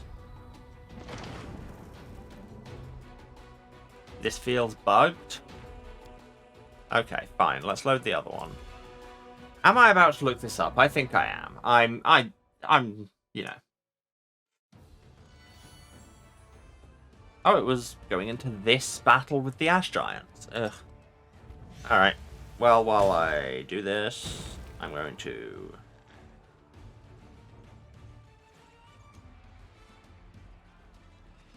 look online, because it's... I'm not... Pride. I'm not Pride. That makes no sense and you know it, Emma.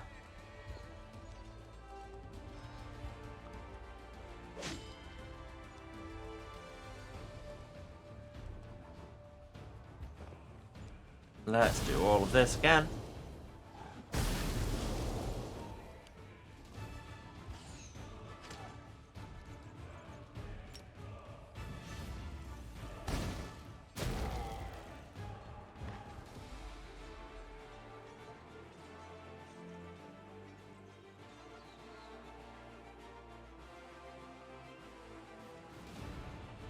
Yeah, so you have to chase her down, like...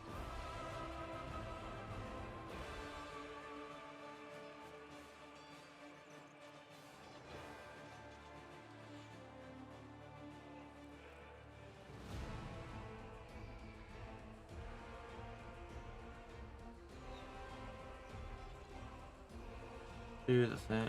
Yes, I'm looking at a walkthrough. I'm not... Ambush the dragon, don't let it fly to the second floor. Manages to escape, fail. Focus your whole party on her to prevent her fleeing. Okay, so we just need to try and kill him harder. Him? Her. Okay. I guess.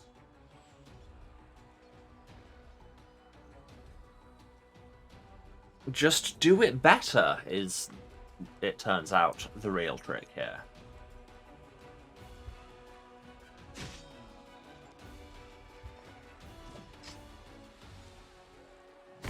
And then you do that, it does very little damage, and then I shoot you and you die. Right.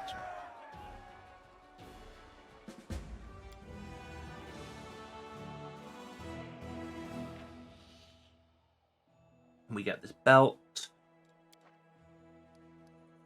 Send these people back that way. My other armies don't really have much to do. Go back to this. Oh, we haven't even done the bloody trail yet. At this point. Yes. Personally examine the trail. Fail. Ask. Cool.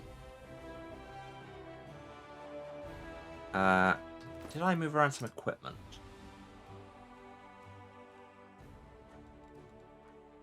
No.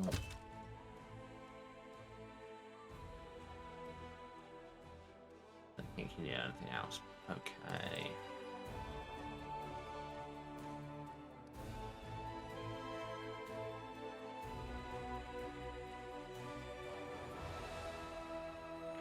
Let's save here.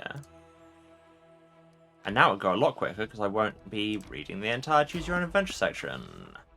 Continue. Bushes.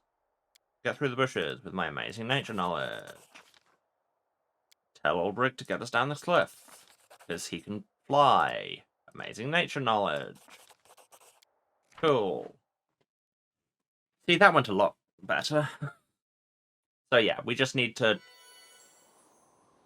really try and absolutely wreck her. I mean, Walgif knows haste.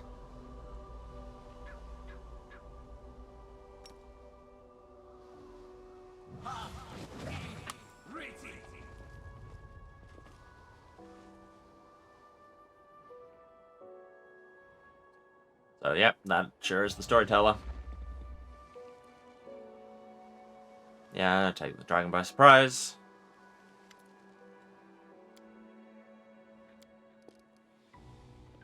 Stay quiet. Yeah, apparently this is literally the story of Pathfinder Kingmaker. Chaos. Aha! I was here all along, Austin! In this situation, Steve Austin was dragon. Which I think makes Ulbrig like, I don't know, Triple H? Versus all, yeah. Oh, you're moving now, so that's nice. I mean, you're doing it to better breathe fire on us all. But you also didn't murder Ulbrig, so that's nice. Is she technically an animal? Did I use Dominate Animal? Also, she's vulnerable to cold. I should do something about that. She's not listed as animal.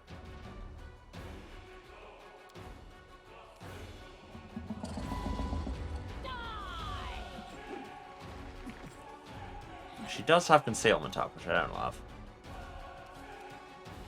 Cover me, all right? What do you mean my ad's about to start? Has it really been that long already? Ugh. Okay, study the dragon.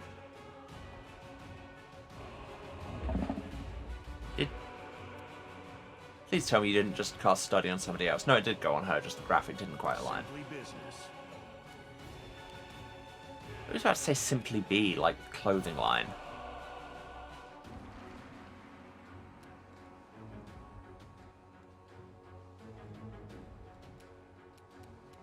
Let's throw protection from evil down. Oh, I didn't get to move before I did it. Damn. Scorch Ray.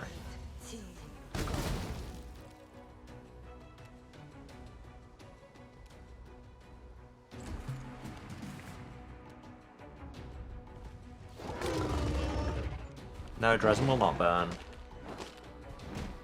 Then you'll multi-attack Ulbrig and things will be bad. Might as well just keep wamboing. Not that that's a phrase that anybody has ever used, and I don't know why I said it, frankly. Just keep wamboing. I should start using it now. 7 attacks. And they'll all miss because you've got concealment.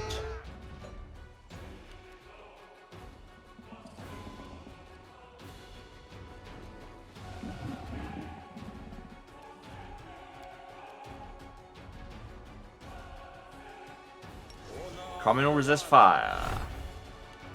I should be using my Magic rods as well.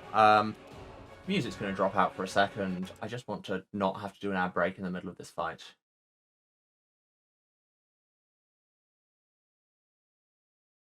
Oh, the video freezes when this happens as well. I've never really paid that much attention to it, I'll be honest. It's not like I can't see it. It's not like I can see it. So... Quicken. Scorching Ray. That rolled a 1. Empower. Scorching Ray. And miss. Great!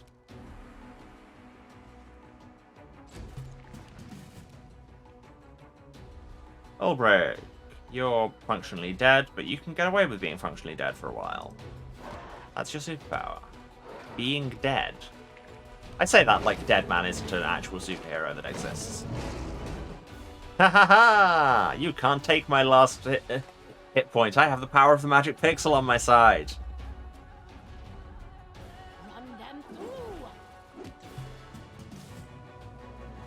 Get off me, Vow Parasites, and then she goes over there, and then we move quickly.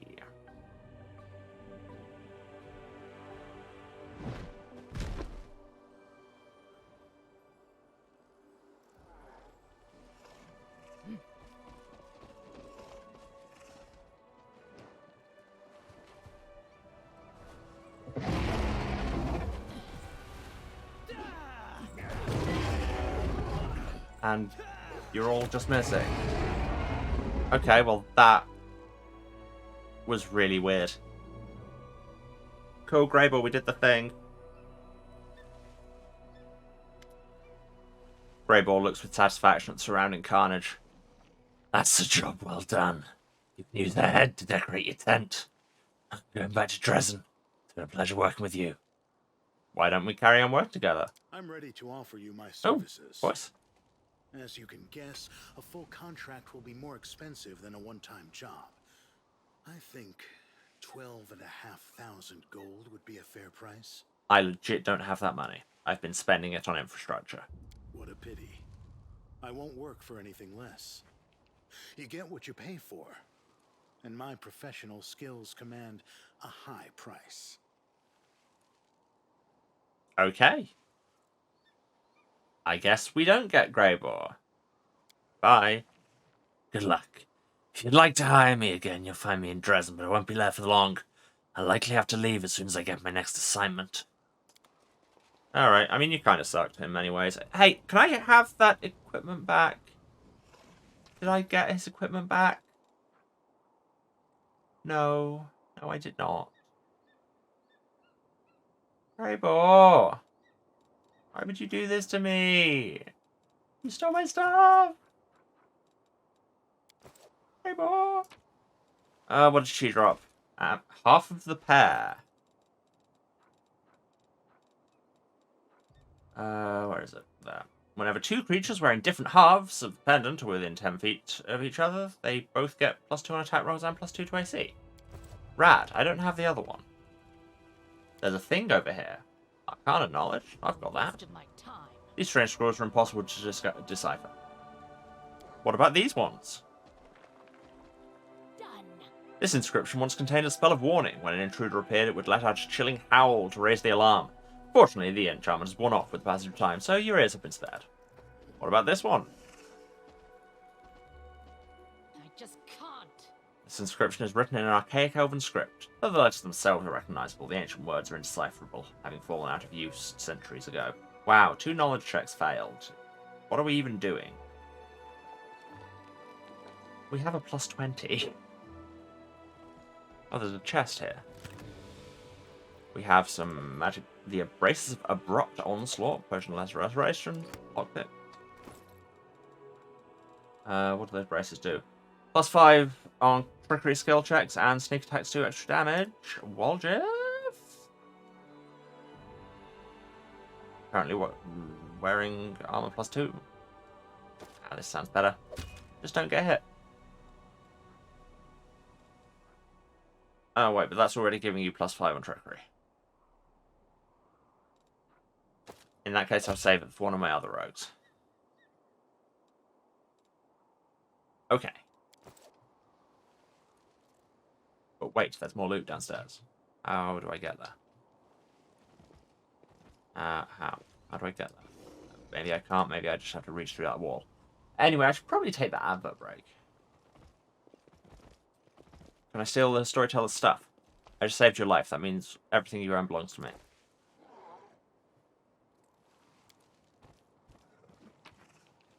Here we have scrolls. I'll talk to you in a second. Well, I'll talk to you after I've, done some looting and had an advert break.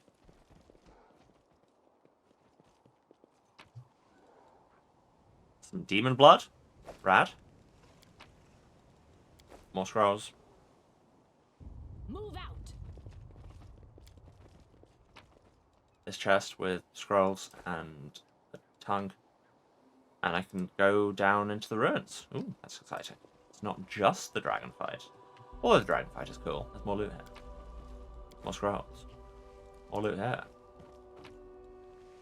Scrolls and bones and blood. More loot here. Scrolls and a rock and an eye. Bit strange. Okay, you do you. Okay, now Darren heal Not people. ending just yet. I mean, you say the world's not ending just yet. Did you know there's a cult you should talk to back in Dresden? We've been having some trouble with that.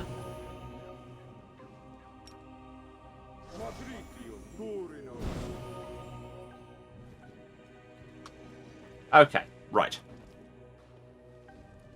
Well, this reunion has been a long time coming, so frankly I think we can wait a few more minutes, because I need to run some ads and just go and get some more water and all of those good self-care things, so hey, as ever, get up, move around, have a drink, have a snack, take your meds if you still need to, this is your reminder. Let the ads run if you can, maybe, I don't know, go and save an old man from something, but something you can save an old man from in a very short amount of time. And I'll be back in a few minutes when we will actually talk to this guy. Finally. Alright. Love you all. See you in a few.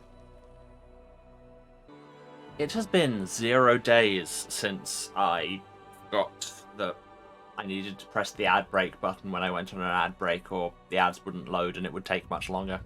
Hi, I'm back. Let's talk to this old man.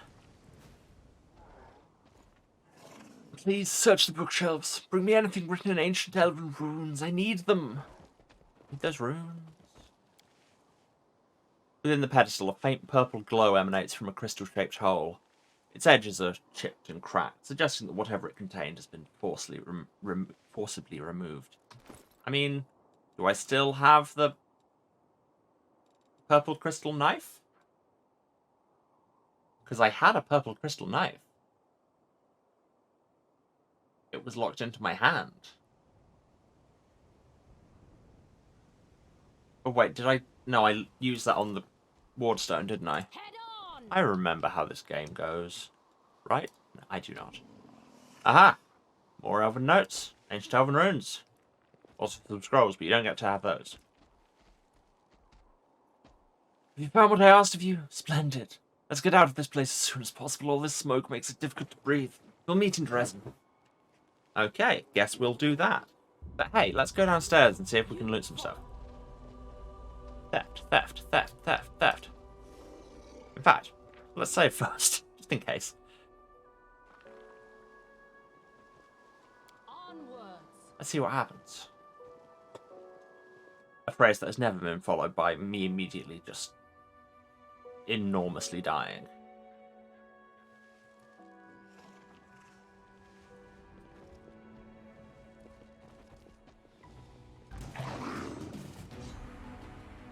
What are you?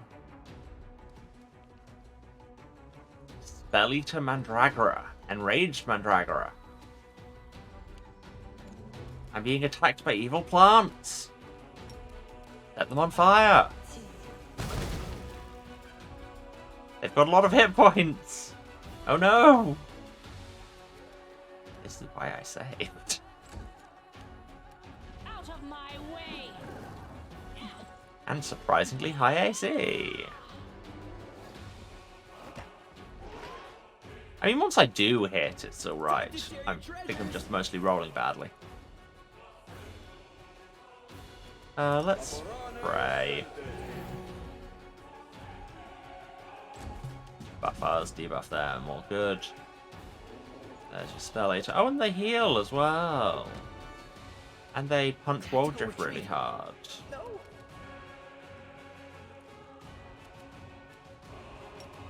Burning Up, are you in range of that? You aren't.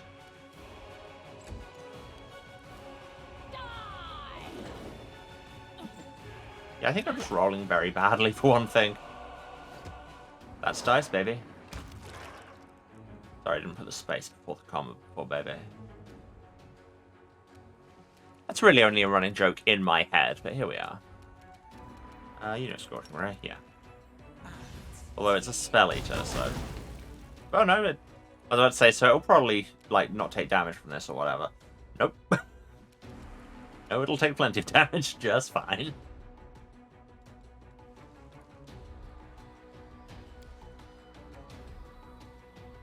And you should drink this potion. Excellent. Darren.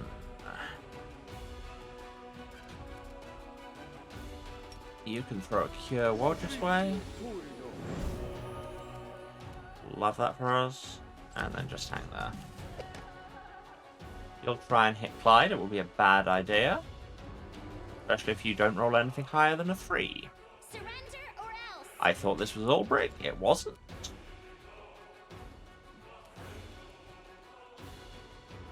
I'm an idiot. I need to pay more attention. But then we knew this. Wow. Death from above.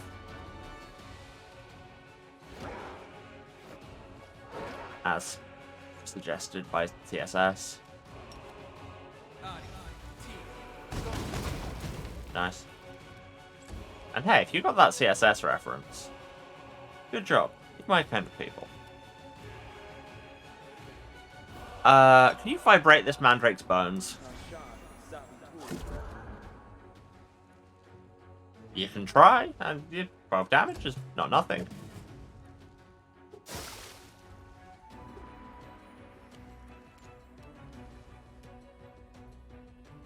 Okay, who is this? This is Ember. Fine, if you're going to be in melee range, at least get your claws Too late out. for apologies. And miss every time. Your pet's out. There's your problem. Run them through. I equipped the pets, but I forgot to turn them on.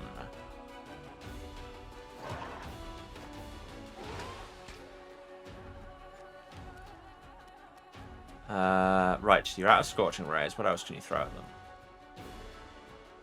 Magic Missile. It's classic. Yep, that was damage. That literally did numbers. I will see to your demise. Or not.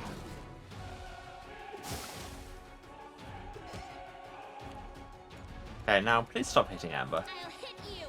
I mean, you probably won't. Eventually you'll roll a nat 20 and it'll be very exciting for everyone involved, but most of the time, nah. It's almost like respecking this character into a completely different playstyle was not the most optimal decision. Who knew? Okay, I note that we're still in combat, which I assume means there are more evil plants around. So what we should do is just kind of gather in one place so Darren can heal us all.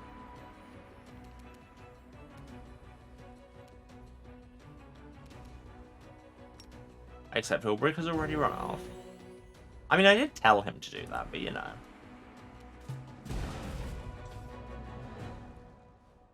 Silent Mandragora. Oh, did they have a rogue in the party as well? I mean, I guess they had a fighter and a wizard, so that makes sense. It's a classic build. They drop Mandrake roots. What else is there? Oh yeah, there's a Mandragora. Oh, that was the silent one. Is that all there was? Just kill 3 plants? This is just the room where you kill 3 plants? And there's no loot? You killed the plants and you get the plant bits and that's... thank God there's a door. Beginning to have a crisis. Oh, and also hidden loot. Scroll, money, potion. Don't want this crossbow. Like, it's a masterwork heavy crossbow, but at the same time, I want it about as much as I want any non-magical crossbow. Also, there's this. Dispel magic scroll. Lesser kineticist rod. Not that we have any kineticists. Lockpicks. Okay. Now that appears to be it. No more plants. No more loot. We're done. Unless... Nope. Just in case there was a perception hidden one there. Okay. Back upstairs. The camera does not like being in this place, and frankly, I don't love it.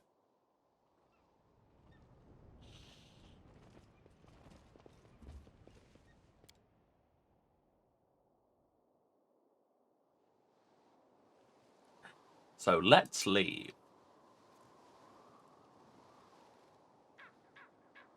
I will take the storyteller at his word that he will be fine on his own. And just go.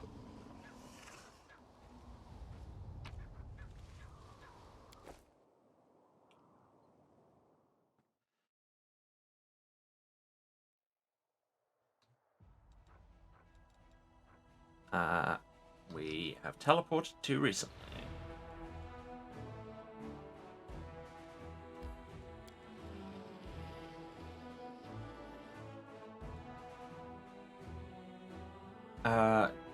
We can rest when we get back to Dresden, because I know there is already injured people.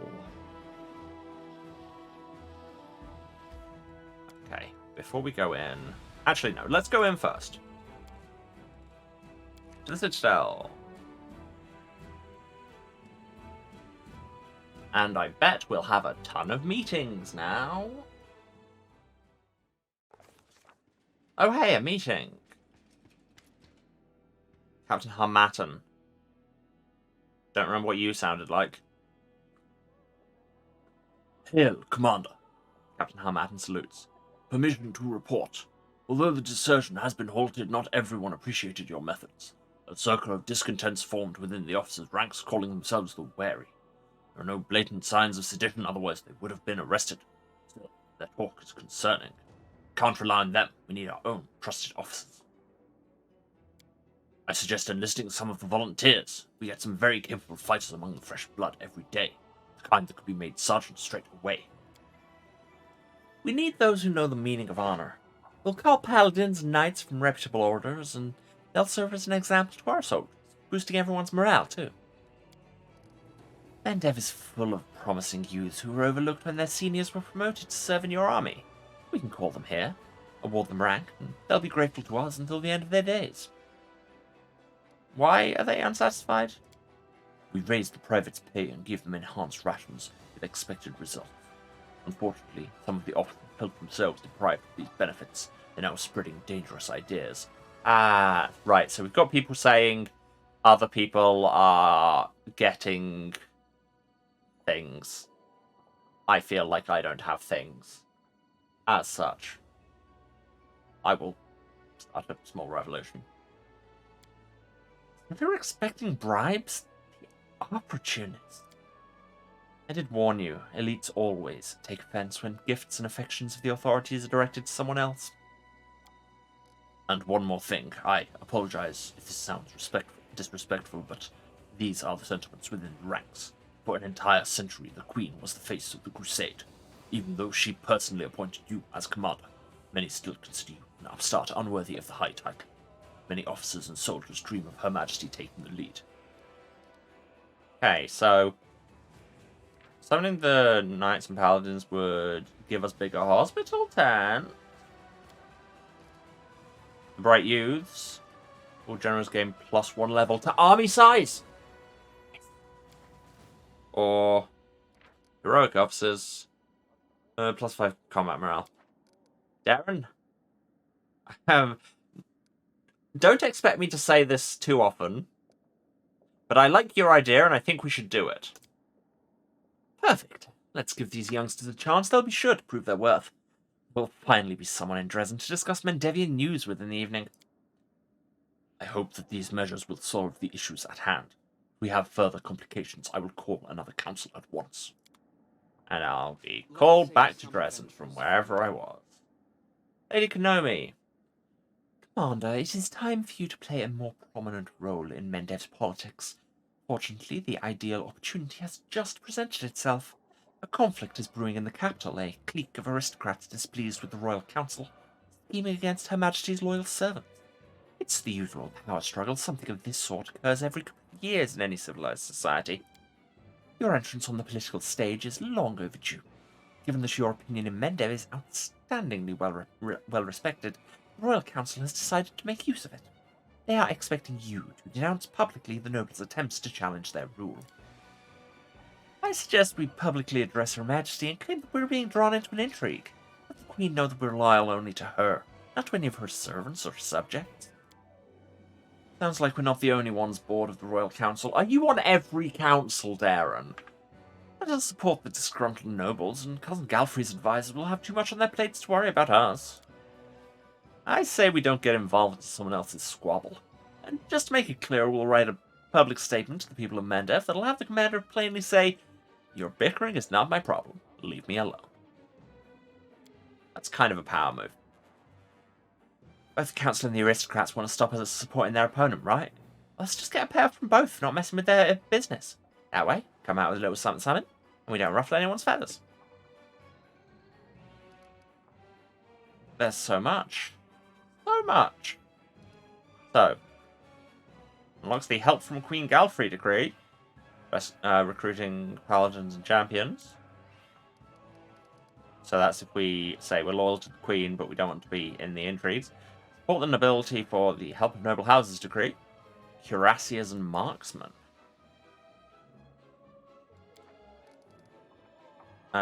lands thing, the people's help, like cavalry and shield bearers. The Warjiff's extortion plan, royal court's help, hedge knights and headhunters. Supporting the royal council, slingers and conscripts. Not getting involved gets us 10 morale, which I don't want.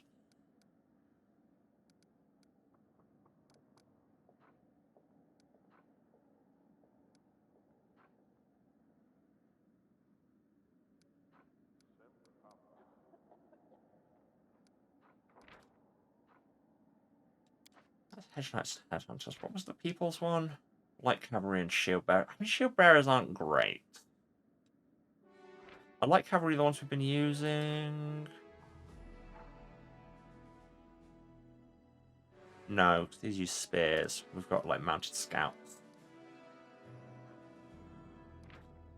And that was people's help. Supporting the nobility, cuirassiers and marksmen. Supporting the queen, paladins and champions. Extortion. Hedge knights and headhunters. The council. Slingers and conscripts.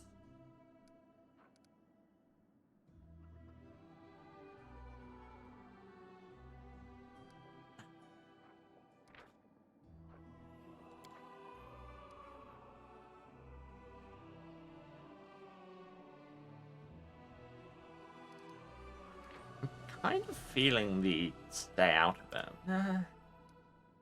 No, let's get the Queen's help. Champions and Paladins, that sounds good. I hope our actions will remind the rest that we must all remain loyal to the crown and worry about the kingdom, not about personal profit.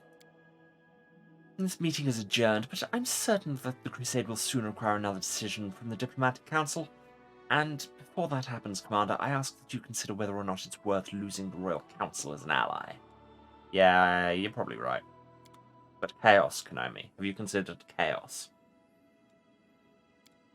Let's poke the crusade table, because we're here.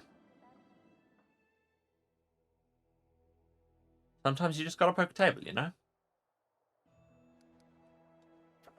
Ah, and we can do something with the hide and tusks we found.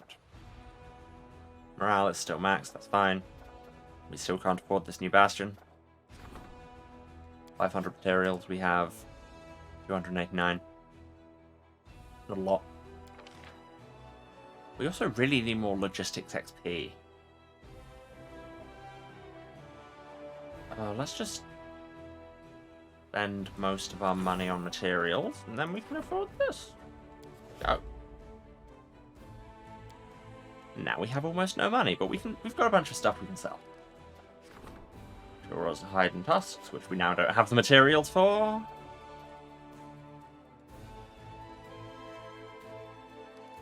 And we can do campaign management from here. Yes, everyone can now do larger armies. Haha! So 2 and 4 are both there. No, 1 and 4.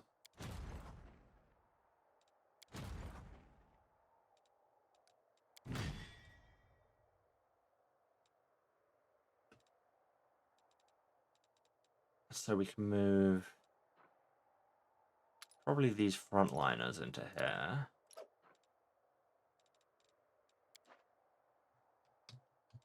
And if they head back to Dresden, they can't quite make it. But the other army can come out and meet them.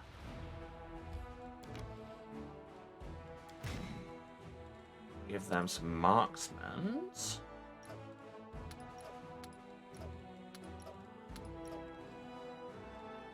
Now they're back to level 6. And Army 1 ceases to exist, but I have a spare general around if I need one. Rad. Okay, these armies are all still showing red for this one, because we are still only level 4. We could really use some more people. We could buy more mongrels. It would just be most of our money. It's fine. Also, Nisa's about to level up, so hopefully that will help. And we are getting passive XP because we invented board games.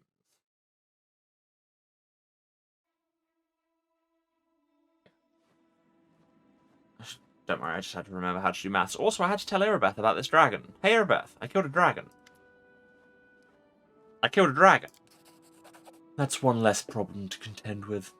Now we can take the extra lookouts off dragon duty and reassign them to more useful tasks. Excellent work, Commander. Thanks.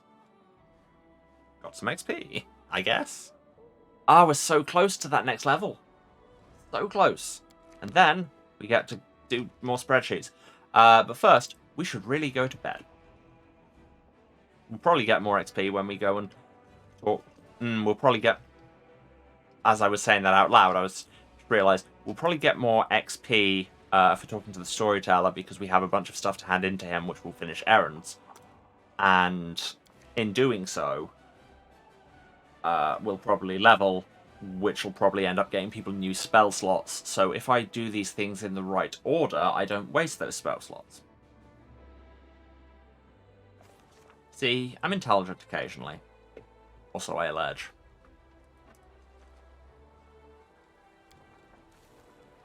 Okay, do we know where the storyteller is? Please tell me where the storyteller is. Ugh, I'm just gonna have to check.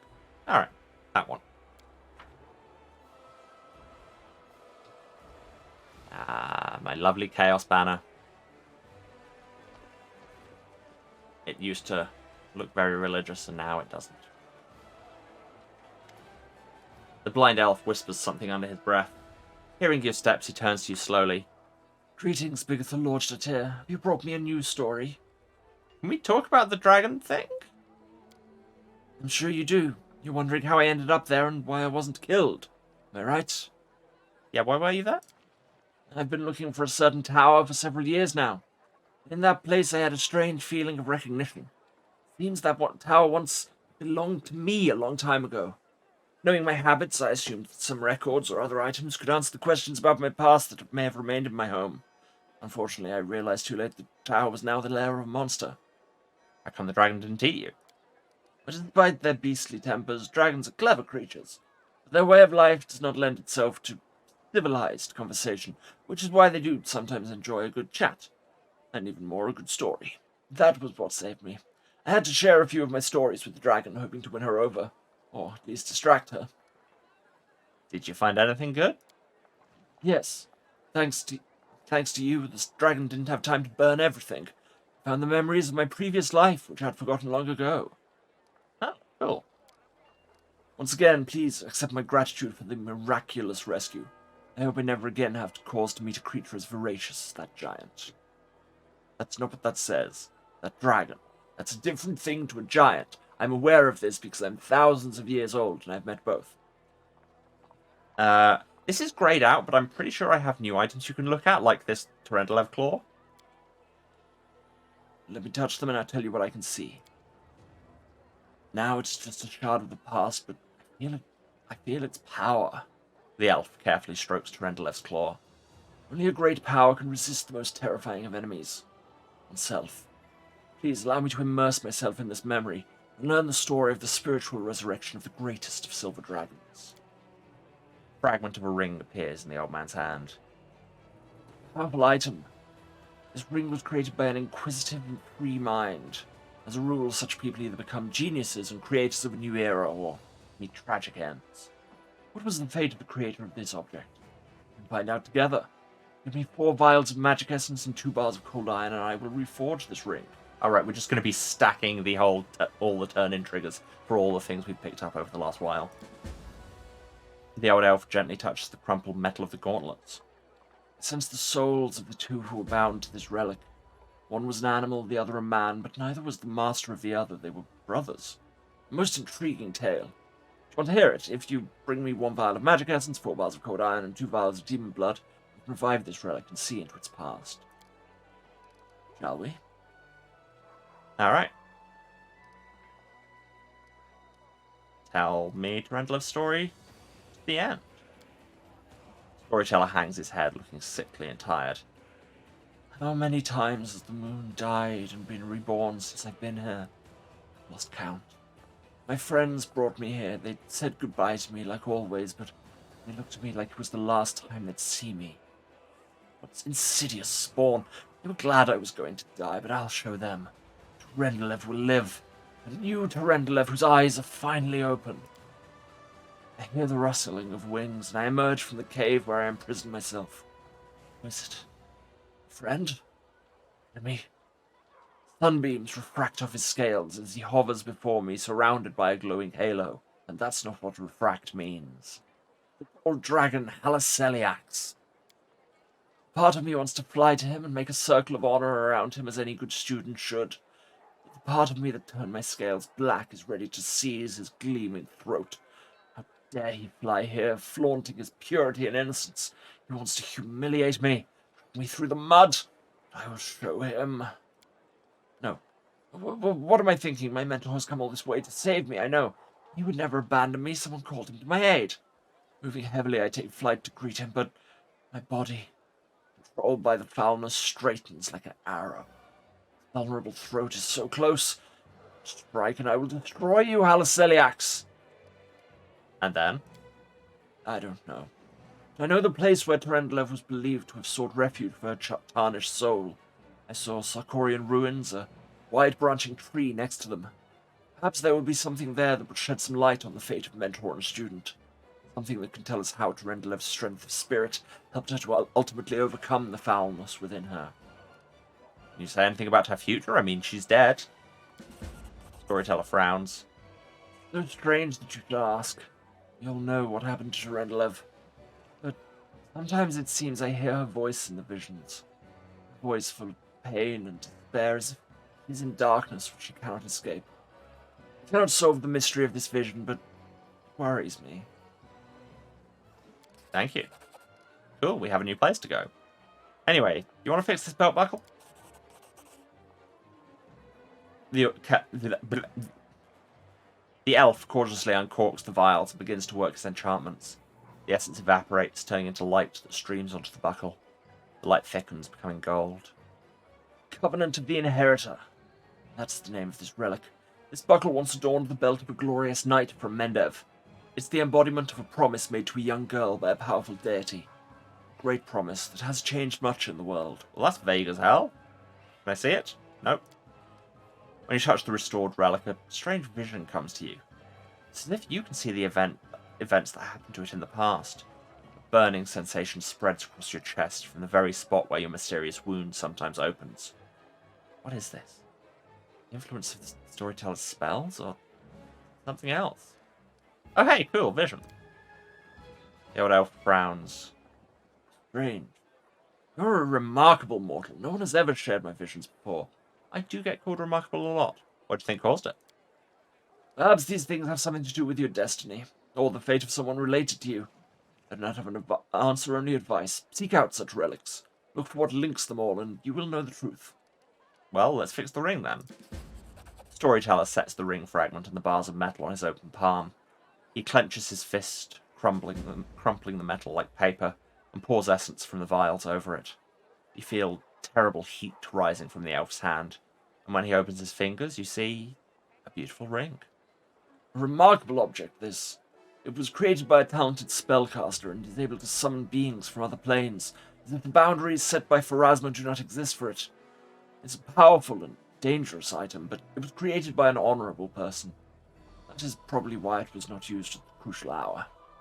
There's quiet sadness in the storyteller's voice. Okay, I don't have the materials I need for the gauntlets, and I can't double check what they were. Okay, bye. Yes, I found this page from the Grey Garrison forever ago. The storyteller carefully takes the pages from your hands. His fingers touch the ancient letters gently, examining them lightly, following their lines. I see myself, young, energetic, able to see.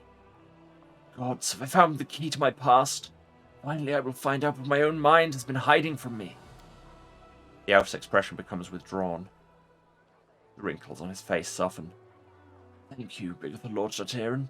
Please follow me to my story. Let us embark on this journey together. The storyteller inhaled sharply a few times. and begins his story. They are leaving. The people of Kyonin faced the coming Earthfall and admitted that they were incapable of handling this disaster. Which one was Earthfall again? Oh, yeah, massive meteor shower in the distant past.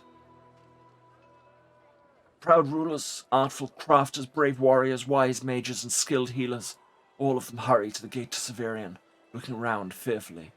A clean, safe world is waiting for them there. My people decided not to fight for Galarian. I'm ashamed. I am sorry for them. Their hearts wavered in the face of the catastrophe. My will is strong. I am staying. Anybody else seen Season 2 of Westworld? Because, haha.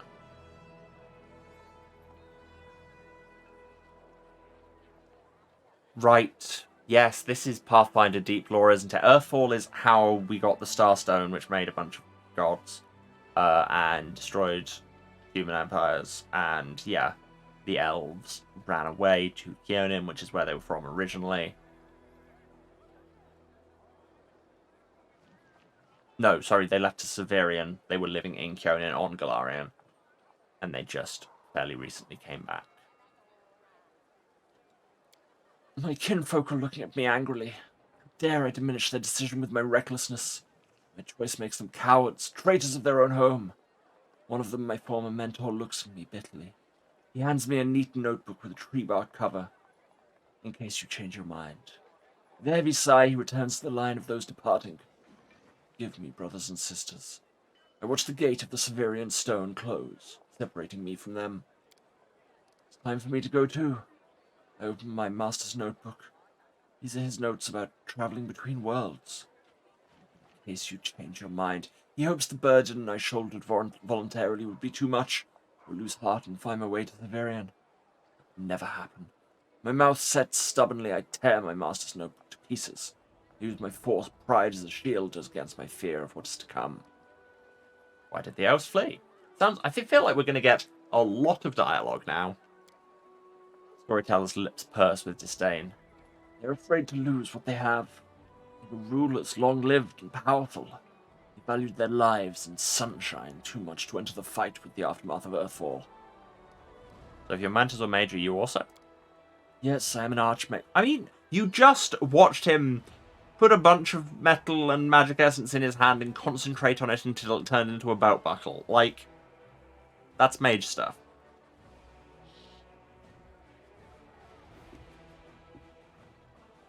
This title is well deserved. I've acquired delicate mastery and succeeded in many areas of magic. Curiosity has always pushed me toward new knowledge since the first day of my apprenticeship. What's the Severian Stone? A magnificent crystal bent into an arch by a mighty hand of an ancient divine creator. Our great gate to other worlds. It breathes power, it dreams of eternity. Why are you mad, though? I spent many hundreds of years in Kyonin. I've always admired the way my kinfolk cared for the forest that was our home. The rest of the world seemed to be nothing to them. I loved Galarian, all its places, all the forms it manifests in. I travelled widely and then came home and told my kinfolk about my travels. They weren't interested, they only cared about Kyonin. Their lack of desire to hear about the wider world makes me sad and angry. And then? Earthfall happened at night. Standing at the top of my tower, many miles to the north of Kyonin, I see a blaze far in the south. I hear a horrendous rumble. The air is groaning, giving way to a huge rock rushing down on my world. Then, a blow. Vibration that penetrates everything, reaching down into the bowels of Galarian and up to the vaults of the sky. Crunching bones, blood from burst vessels filling my eyes with darkness. Drowning in timelessness along with countless denizens of Galarian. Before have we been so united in our feelings. Yeah, catastrophe would do that. When I come round, the darkness remains. First terrible thought, I'm blind. But no. Little by little, I begin to see the stone wall. I'm alive. But why is it so dark? The answer is quick. The smell of ash everywhere. Great burnt sacrifice filled the air with incinerated particles of what was recently the continent of Aslant. Great clouds of ash covered the sky, cutting us off from the sun and the moon, dooming us to dusk at day and complete darkness at night. My heart sinks with fear. Dreadful thoughts fill my mind. Why did I stay? Why didn't I run like everyone else when I had the chance? I clench my teeth, stand up to watch Earth fall proudly, like the last Archmage of Kyonin should. Will my world really perish like this? Will I perish? No. That will never happen. I'm still alive. And I can fight Earthfall in the darkness. Run from it in a blind panic like my kinfolk and my cowardly teacher. But what can I do? I will not stop the disaster. I will hardly be able to save empires from their destruction. What can I do? I'm one Archmage, powerful and weak at the same time. What was Earthfall then? A disaster of untold proportions. An unborn planet dropped on Galarian by blind fate or someone's evil will. A blow so strong that the continent of Aslan is destroyed within moments, to ashes wiped off the face of Galarian. From this burnt sacrifice, clouds of ash and dust are born, stealing our sun. Without the warmth of our star, the air cools, the soil is barren, dark creatures crawl out of their lairs to rule. And the most frightening thing, without the sun, all hope dies in the heart. This is the age of darkness. What tower was that? Was that the one we just were at? It's my retreat to the north of Kyonin. My home away from home, my observatory. From its top, I watched the stars, and when they were correctly aligned, the other worlds as well. Here in the northern wastelands, I found the highest mountain and built a tower on top of it. Clear days, I could see the mist over the lake of mists and veils in the east. That's how high I was. Then what? I don't know. I need to think. My opponent, Earthfall, is much stronger than me. Without noticing, the storyteller raises his voice to a shout. It is merciless. It's not simply destroy life, it kills an era, ending the greatness of Galarian civilizations. They'll sink into oblivion, be forgotten as if they never existed. I need to think. The elf suddenly winces and is silent for a few moments as he calms his heavy breathing. Forgive me, I shouldn't have raised my voice. This story was much harder than many before it. Most likely because I played the main role in it. It is so strange to see myself, feel the emotions tearing me up inside, those that I felt a long time ago, and not remember them. It's like I split, became both the storyteller and the main character, like Stephen King. Too bad the story ended at that moment. Please, if you find other pages covered with ancient elven writings on your travels, bring them to me. I might be able to shed some light on my past, and we'll find out how my story ended, and perhaps even why I forgot it. Oh, way ahead of you. So, what? Tell me about Earthfall? No, that's repeating.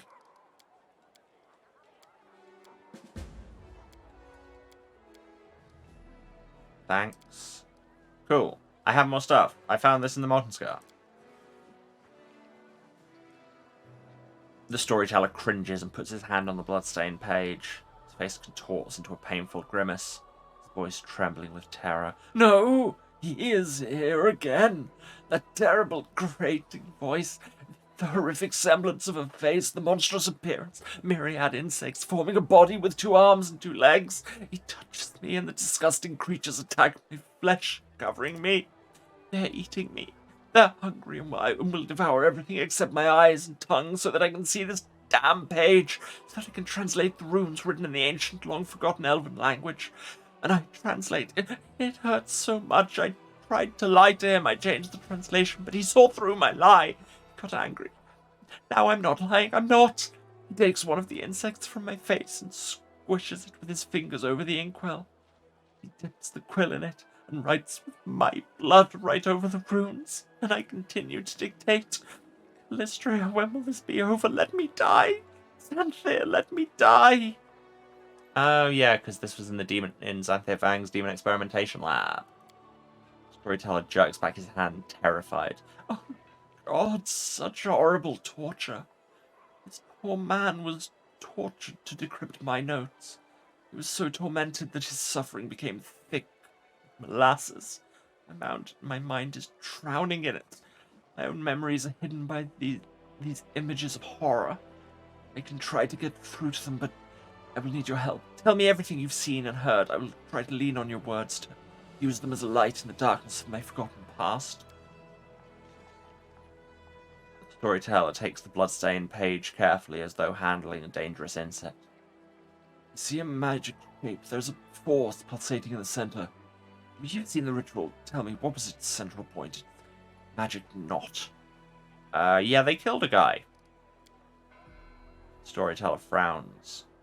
A dead man? I don't understand. I feel something else, a life. A living soul in the eye of the whirlwind.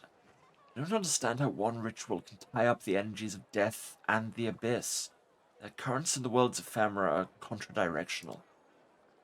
The storyteller sighs weakly. Forgive me, Commander, I cannot get any further. Everything is vague and unclear, and the screams of the poor lad keep ringing in my ears. Cool, but I found you more pages. The storyteller carefully takes your find. Yes, you are right. Another piece of evidence from the past I have forgotten. The old elf's expression becomes withdrawn. Thank you. If you find more pages like this, please bring them to me. Maybe by putting them together, I will be able to lift the veil on the mysteries surrounding my story. Well, I found another one. And another one.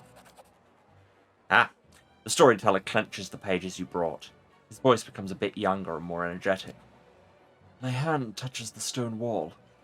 Cold pierces my palm like the teeth of a hungry dog sinking into a piece of meat.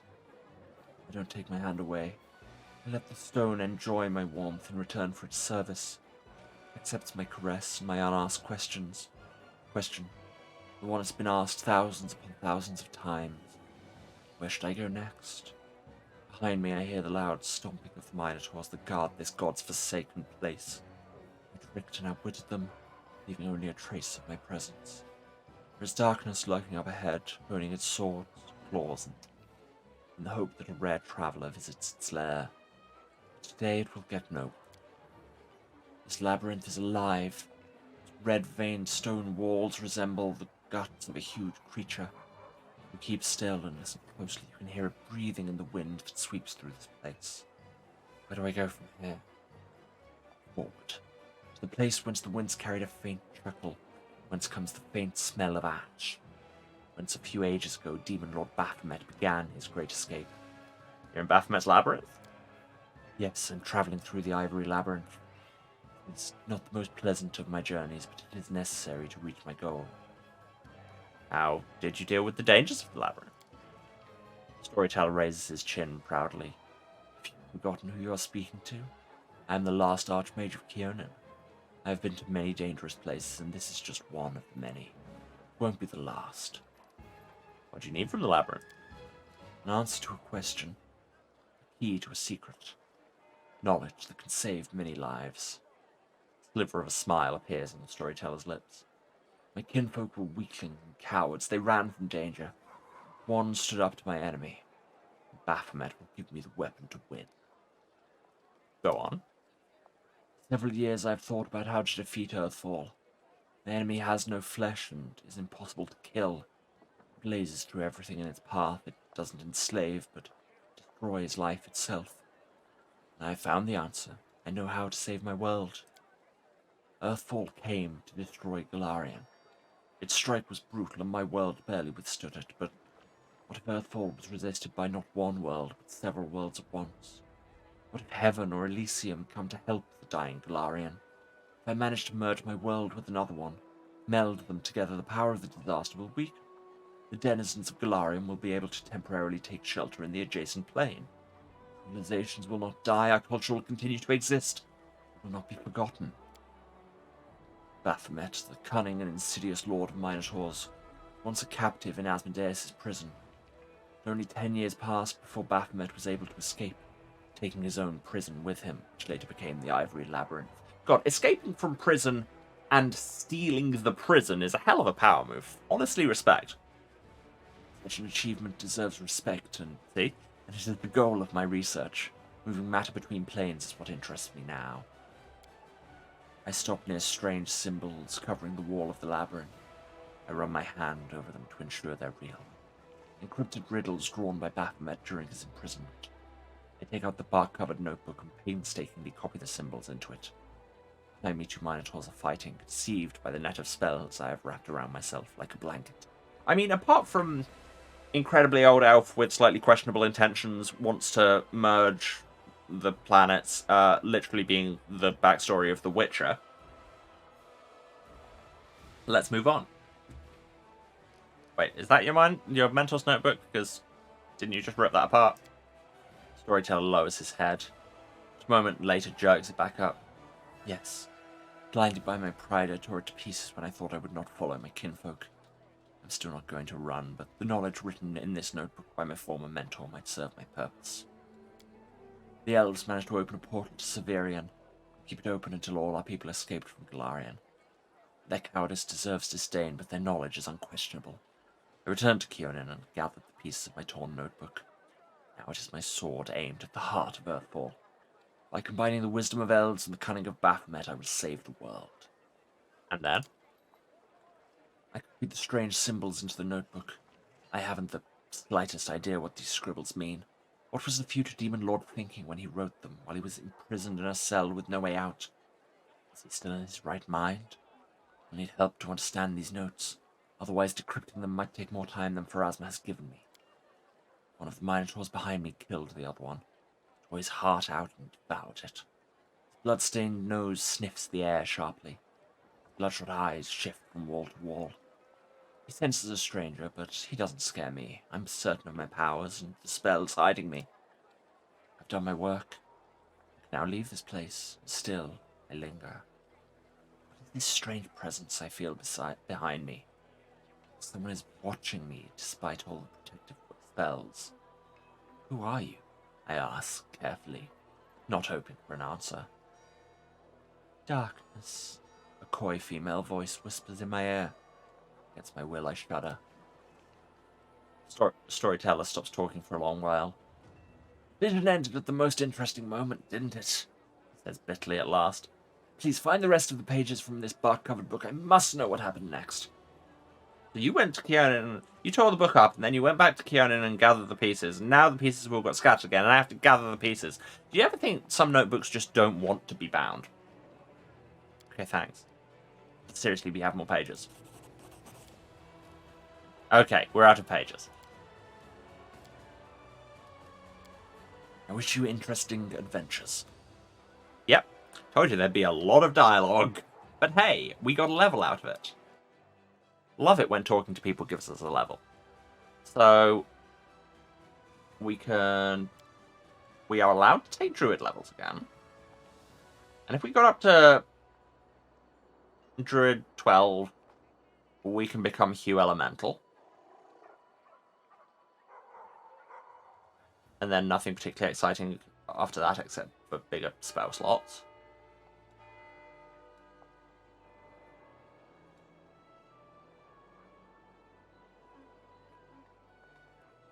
And yeah, all the good bits of Lawemaster seem to top out at 9. But the overall level cap is 20. So either we don't top out Lawemaster or we don't get Hugh Elemental. I kind of want to get Hugh Elemental. Like, the bigger druid spells, whatever. It's not like I use them much. I mean, it's not like I use Wild Shape that much, but... Or Lawemaster 2 as a bonus to all lore and knowledge skill checks. That's pretty great. No, let's get a druid level. And then, yeah, after a couple more druid levels, all Lawemaster all the way. We get an up. Take our strength up to a +2. Get more points in all my knowledges. And perception, because I failed some of those recently.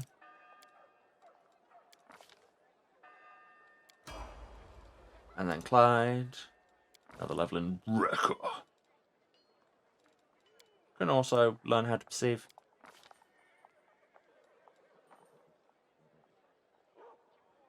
Can take improved crit with Goring. Take focus strike. stops power attack having so much of a penalty. Kind of love that. Or proficiency with heavy barding. That's what we were aiming for, wasn't it?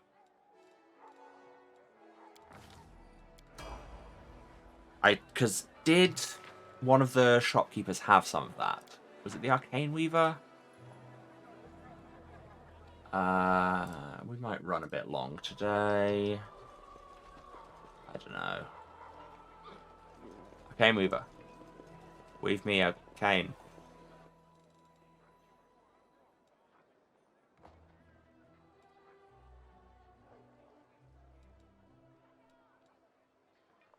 Mostly you sell shirts. And scrolls. So maybe it wasn't you.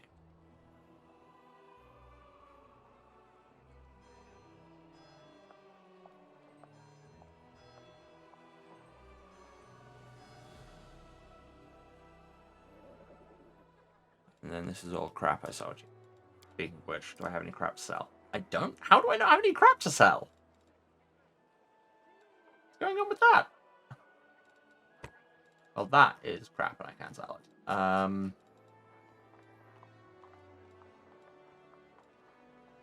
That's only a +1. That's fine. Now,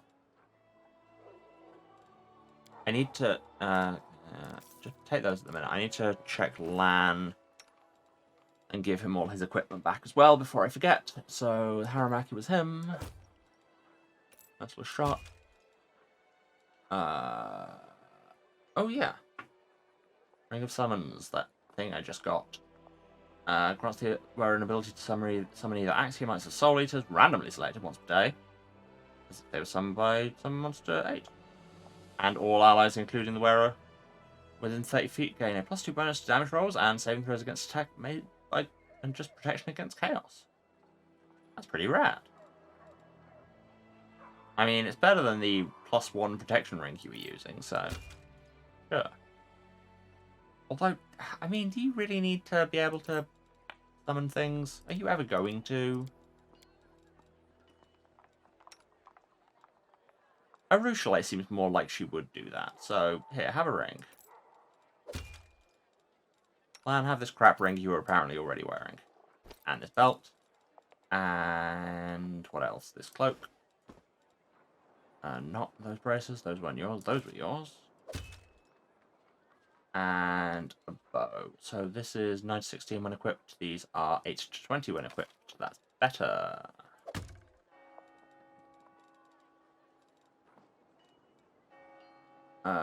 What necklace did you have on? I think it was a swanbone.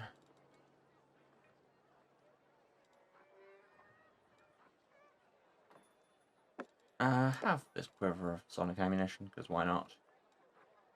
And some cure potions.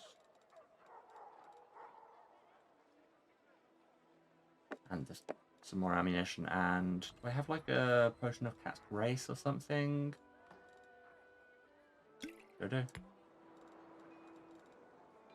you have anything else? Yeah, you had a shirt. Yeah, silky veil. Monk shirt. And not that. Gloves of Malocchia. Not gloves, glasses. Those are a different piece of clothing, Emma. What's this? Oh yeah, the Covenant of the Inheritor. That was a thing I made. When placed on the belt, emits a holy aura. All party members in a 30-foot area get a bonus to caster level checks made to overcome a special spell resistance, and their weapons become good aligned in cold iron. Well, that's rad. Sealer, you've got a belt space. That sounds better than a minor healing potion. Oh yes, that was what Lan was carrying, was bismuth. You will love bismuth. That reference was funny to me. That everything? Did you have a hat on? Oh! Monks use wisdom as a combat thing, don't they? Cool. Right. Okay, so you've got your stuff. I swear somebody had barding. Why would the jewelry trader have barding, Emma? It's fine. And I can send these spare bows. Sell, even. Any of these just generic? That's a stick. That's a stick I don't want.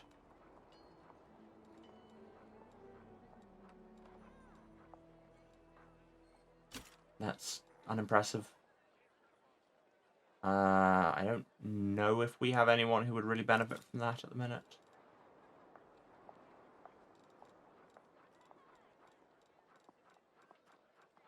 Anyway, yeah, that's 30 grand, nearly. Anything I do want to buy from you? I don't think so. Nope. Because, yeah, Clyde is wearing... Oh, yes, the muscle warmer. Yeah, because I know we had some heavy barding and it went to Theomander. Was there not another one? I thought there was another one. Where are my other merchants? Merchante. As the word isn't. Yeah, they're all this way. Exotic weapons provided. Now, these are all just generics, right? Not quite. But also, they're weapons, Emma. Why would the exotic weapons merchant have armor? Well, sir, what do you have? Ah, double jeopardy. Irony.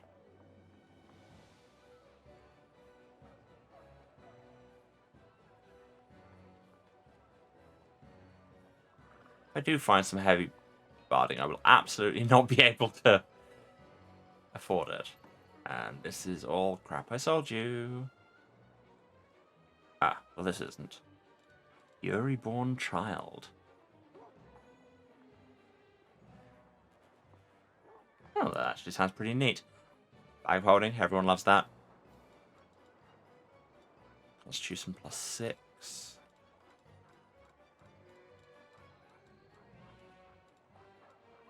This severed head. You know, when severed heads just turn up in your bag. Okay, what about the blacksmith? Hello, Roger. Blacksmith.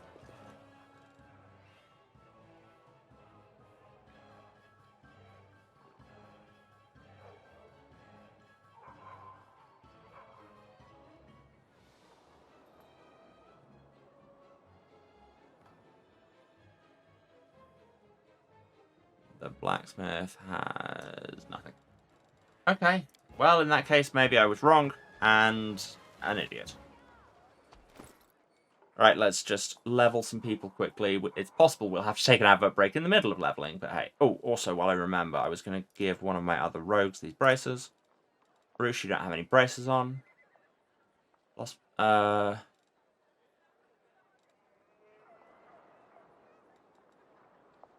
have sneak attack as a thing so much? Or...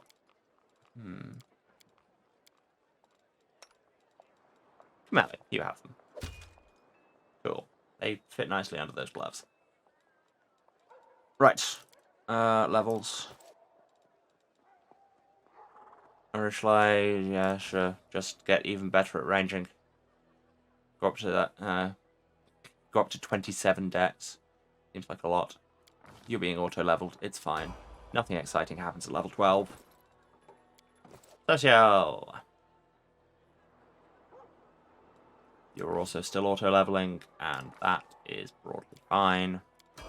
Nothing interesting level 12. Nenio! More levels in Woman with Paper.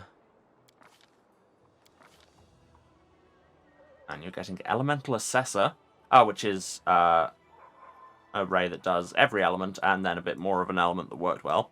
And Greater Heroism. Yep, these are both very solid.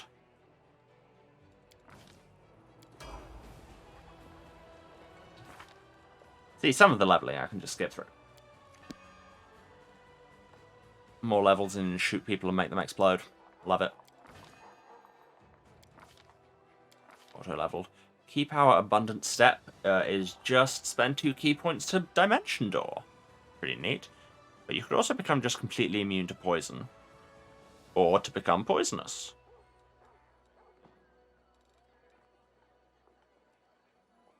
or to heal yourself.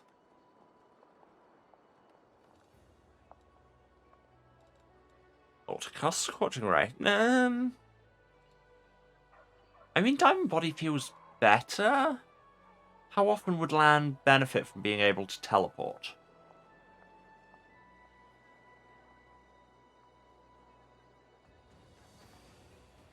But on the other hand, somebody in the party being able to teleport is always, always useful.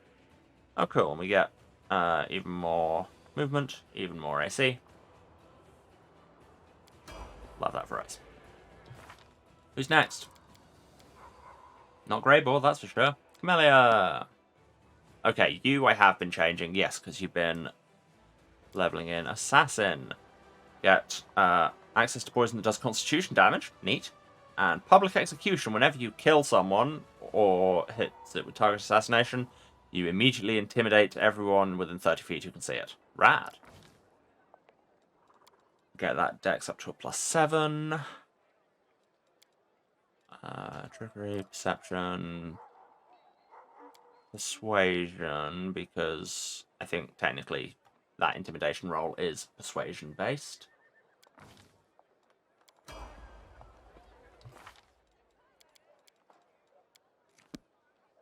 Healer, yes, you could be a paladin, or I could give you more levels into slightly fascist. And you get armor training. So you move faster when wearing armor. Not that that matters, because you're on a horse. What do we want? +5 charisma for your spellcasting. Points in religion and perception. And your Order of the Scourge thing gets better. Neat. Ulbrig. More levels into Become Griffin. More strength. Yeah, just all of the hit people stats. Darren. Darren, my boy, my boy, my Darren. I don't know where I'm going with that. You shall have... I can't remember what are even and odd numbers. Yeah, charisma. Why not? It's your thing. These are both technically class skills, so have point, like a point in them. And then persuasion, because that's your thing. What level 6 spell do you want?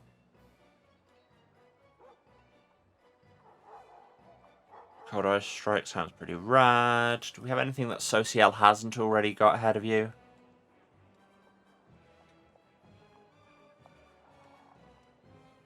I mean, you can just take the evil spells that Social won't want to.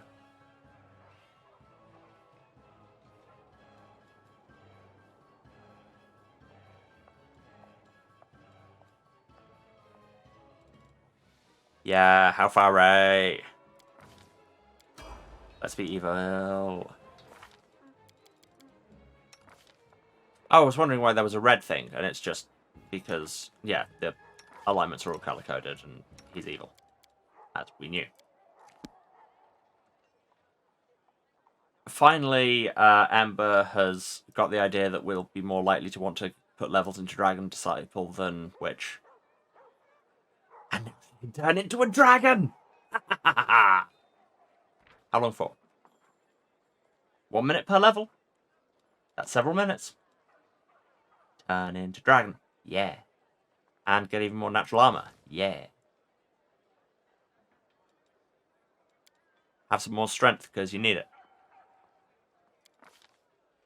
Points in perception and mobility. Get a level 5 spell. What's good?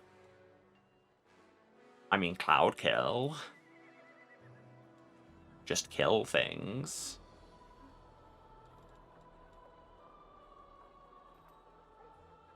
Wracking Ray. Summon Dog. Just inflict damage.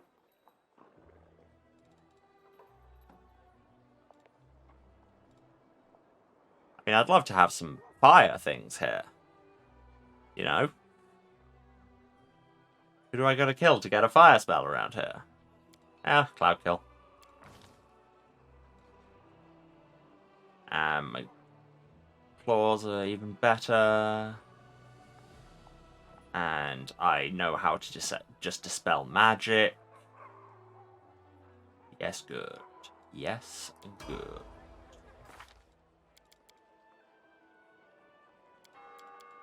And Wildriff.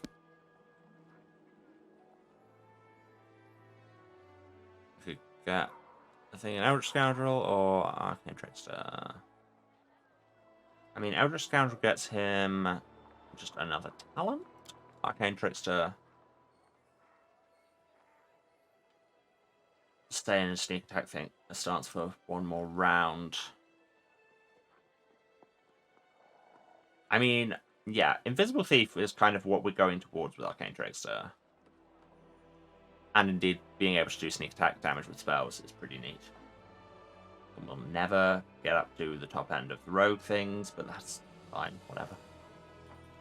Yeah, Arcane Trickster. All prestige classes all the way. Let's... more decks. Points in trickery and stealth and stealth. And use magic item. And knowledge arcana. Get a couple of spells. Right. What's good?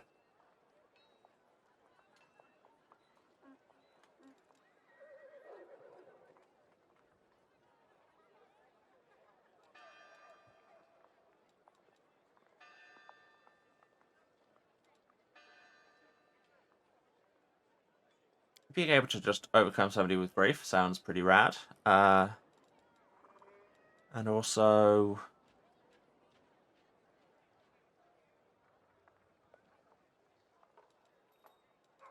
Innovation.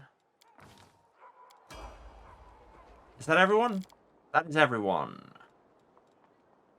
Cool. We're level 12. Things are happening. Our journal has less stuff in it. Yeah. So what do we have left? So find more of the notes. 1 vial of magic essence, 4 cold iron, 2 demon blood. What of those do I not have?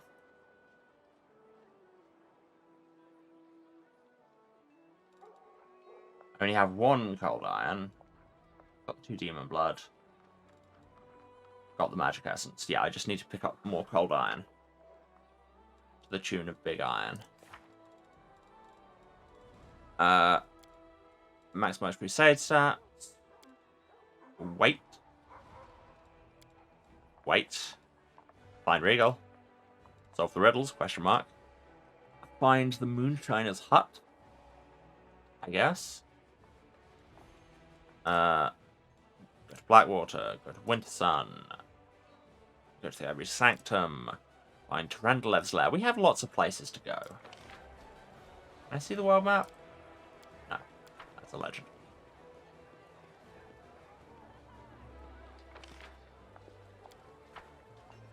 I'm just going to talk to Ember in case I need to do that to advance our quest, because, I don't know. It feels different to the rest of the wait and see what happens type quests. Or indeed the wait and see what happens. Nope, bye. No, but she's drawing a crowd again. Okay, I think that is a good place then to leave it. We've actually accomplished something. We found the guy. We killed a dragon. A classically heroic thing to do. So I'm just going to do the wrap-up now, which is, you know, less well-attested in the myth, but it's a thing to do. So, thanks everyone for watching. Thanks for staying to the end. It genuinely means a lot. If you've been watching this, you know where to find me. But just in case, this is twitch.tv/Serasent. That's SERASENT, the House of Hubris. Streaming every Tuesday, Thursday, and Saturday, ordinarily at 2 PM GMT. That is 9 AM Eastern, 6 Pacific. Other time zones are available. But you'll have to do the maths. And if you don't want to do the maths, why not just give us a follow and be notified whenever I'm around.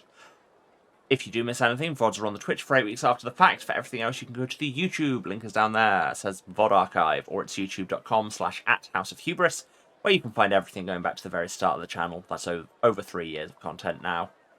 There are many games. Check them out. while you're there, why not give us a subscription? It doesn't cost you anything, and gets no, doesn't get us, gets you hot fresh VODs in your subscription feed every Tuesday, Thursday, and Saturday. We don't need to do anything to get the VODs. I have those. I make them. Shut up, Emma. If you want to support me shutting up and or saving old men financially, you can, of course, cheer or subscribe on Twitch, but you very much don't need to. Just turn up and hang out and be chill and be good to each other, and then everyone's having a good time. Although this is your periodic reminder that if you have Amazon Prime, you have a free Twitch sub. It'd be great if you can use it on me, but, you know, use it on somebody. If you don't use it, then Jeff Bezos just keeps slightly more money and streamers don't get any support. So, you know, use it for someone. What else? I think that's it. If you want to find me elsewhere on the internet, links are all down there, or it's House of Hubris on all the socials. That's at House of Hubris on Twitter, at House of Hubris at kind.social on Mastodon, at houseofhubris.bsky.social on Blue Sky, where I do all the regular social media stuff, now with slightly less shouting at transphobes because I'm not currently on TV anymore. Yeah, and I'll talk about my other projects on there. Shaker Season 2 is just wrapping up. The last episode literally came out today. In between, Season 5 is in full swing, and will continue in full swing for a while. It's really good. You should listen to it. And anything else. Just, I'm on the internet. I'm not that hard to find. There aren't that many people with this name. Cool. So, once again, thank you for being here. I will be back on Tuesday, when we will venture into the world as level 12s and see how small everything looks. I don't know. Shut up, Emma. Cool. Love you all. Be back on Tuesday for more of this. Take care of yourselves in the meantime, and I'll see you then. Bye.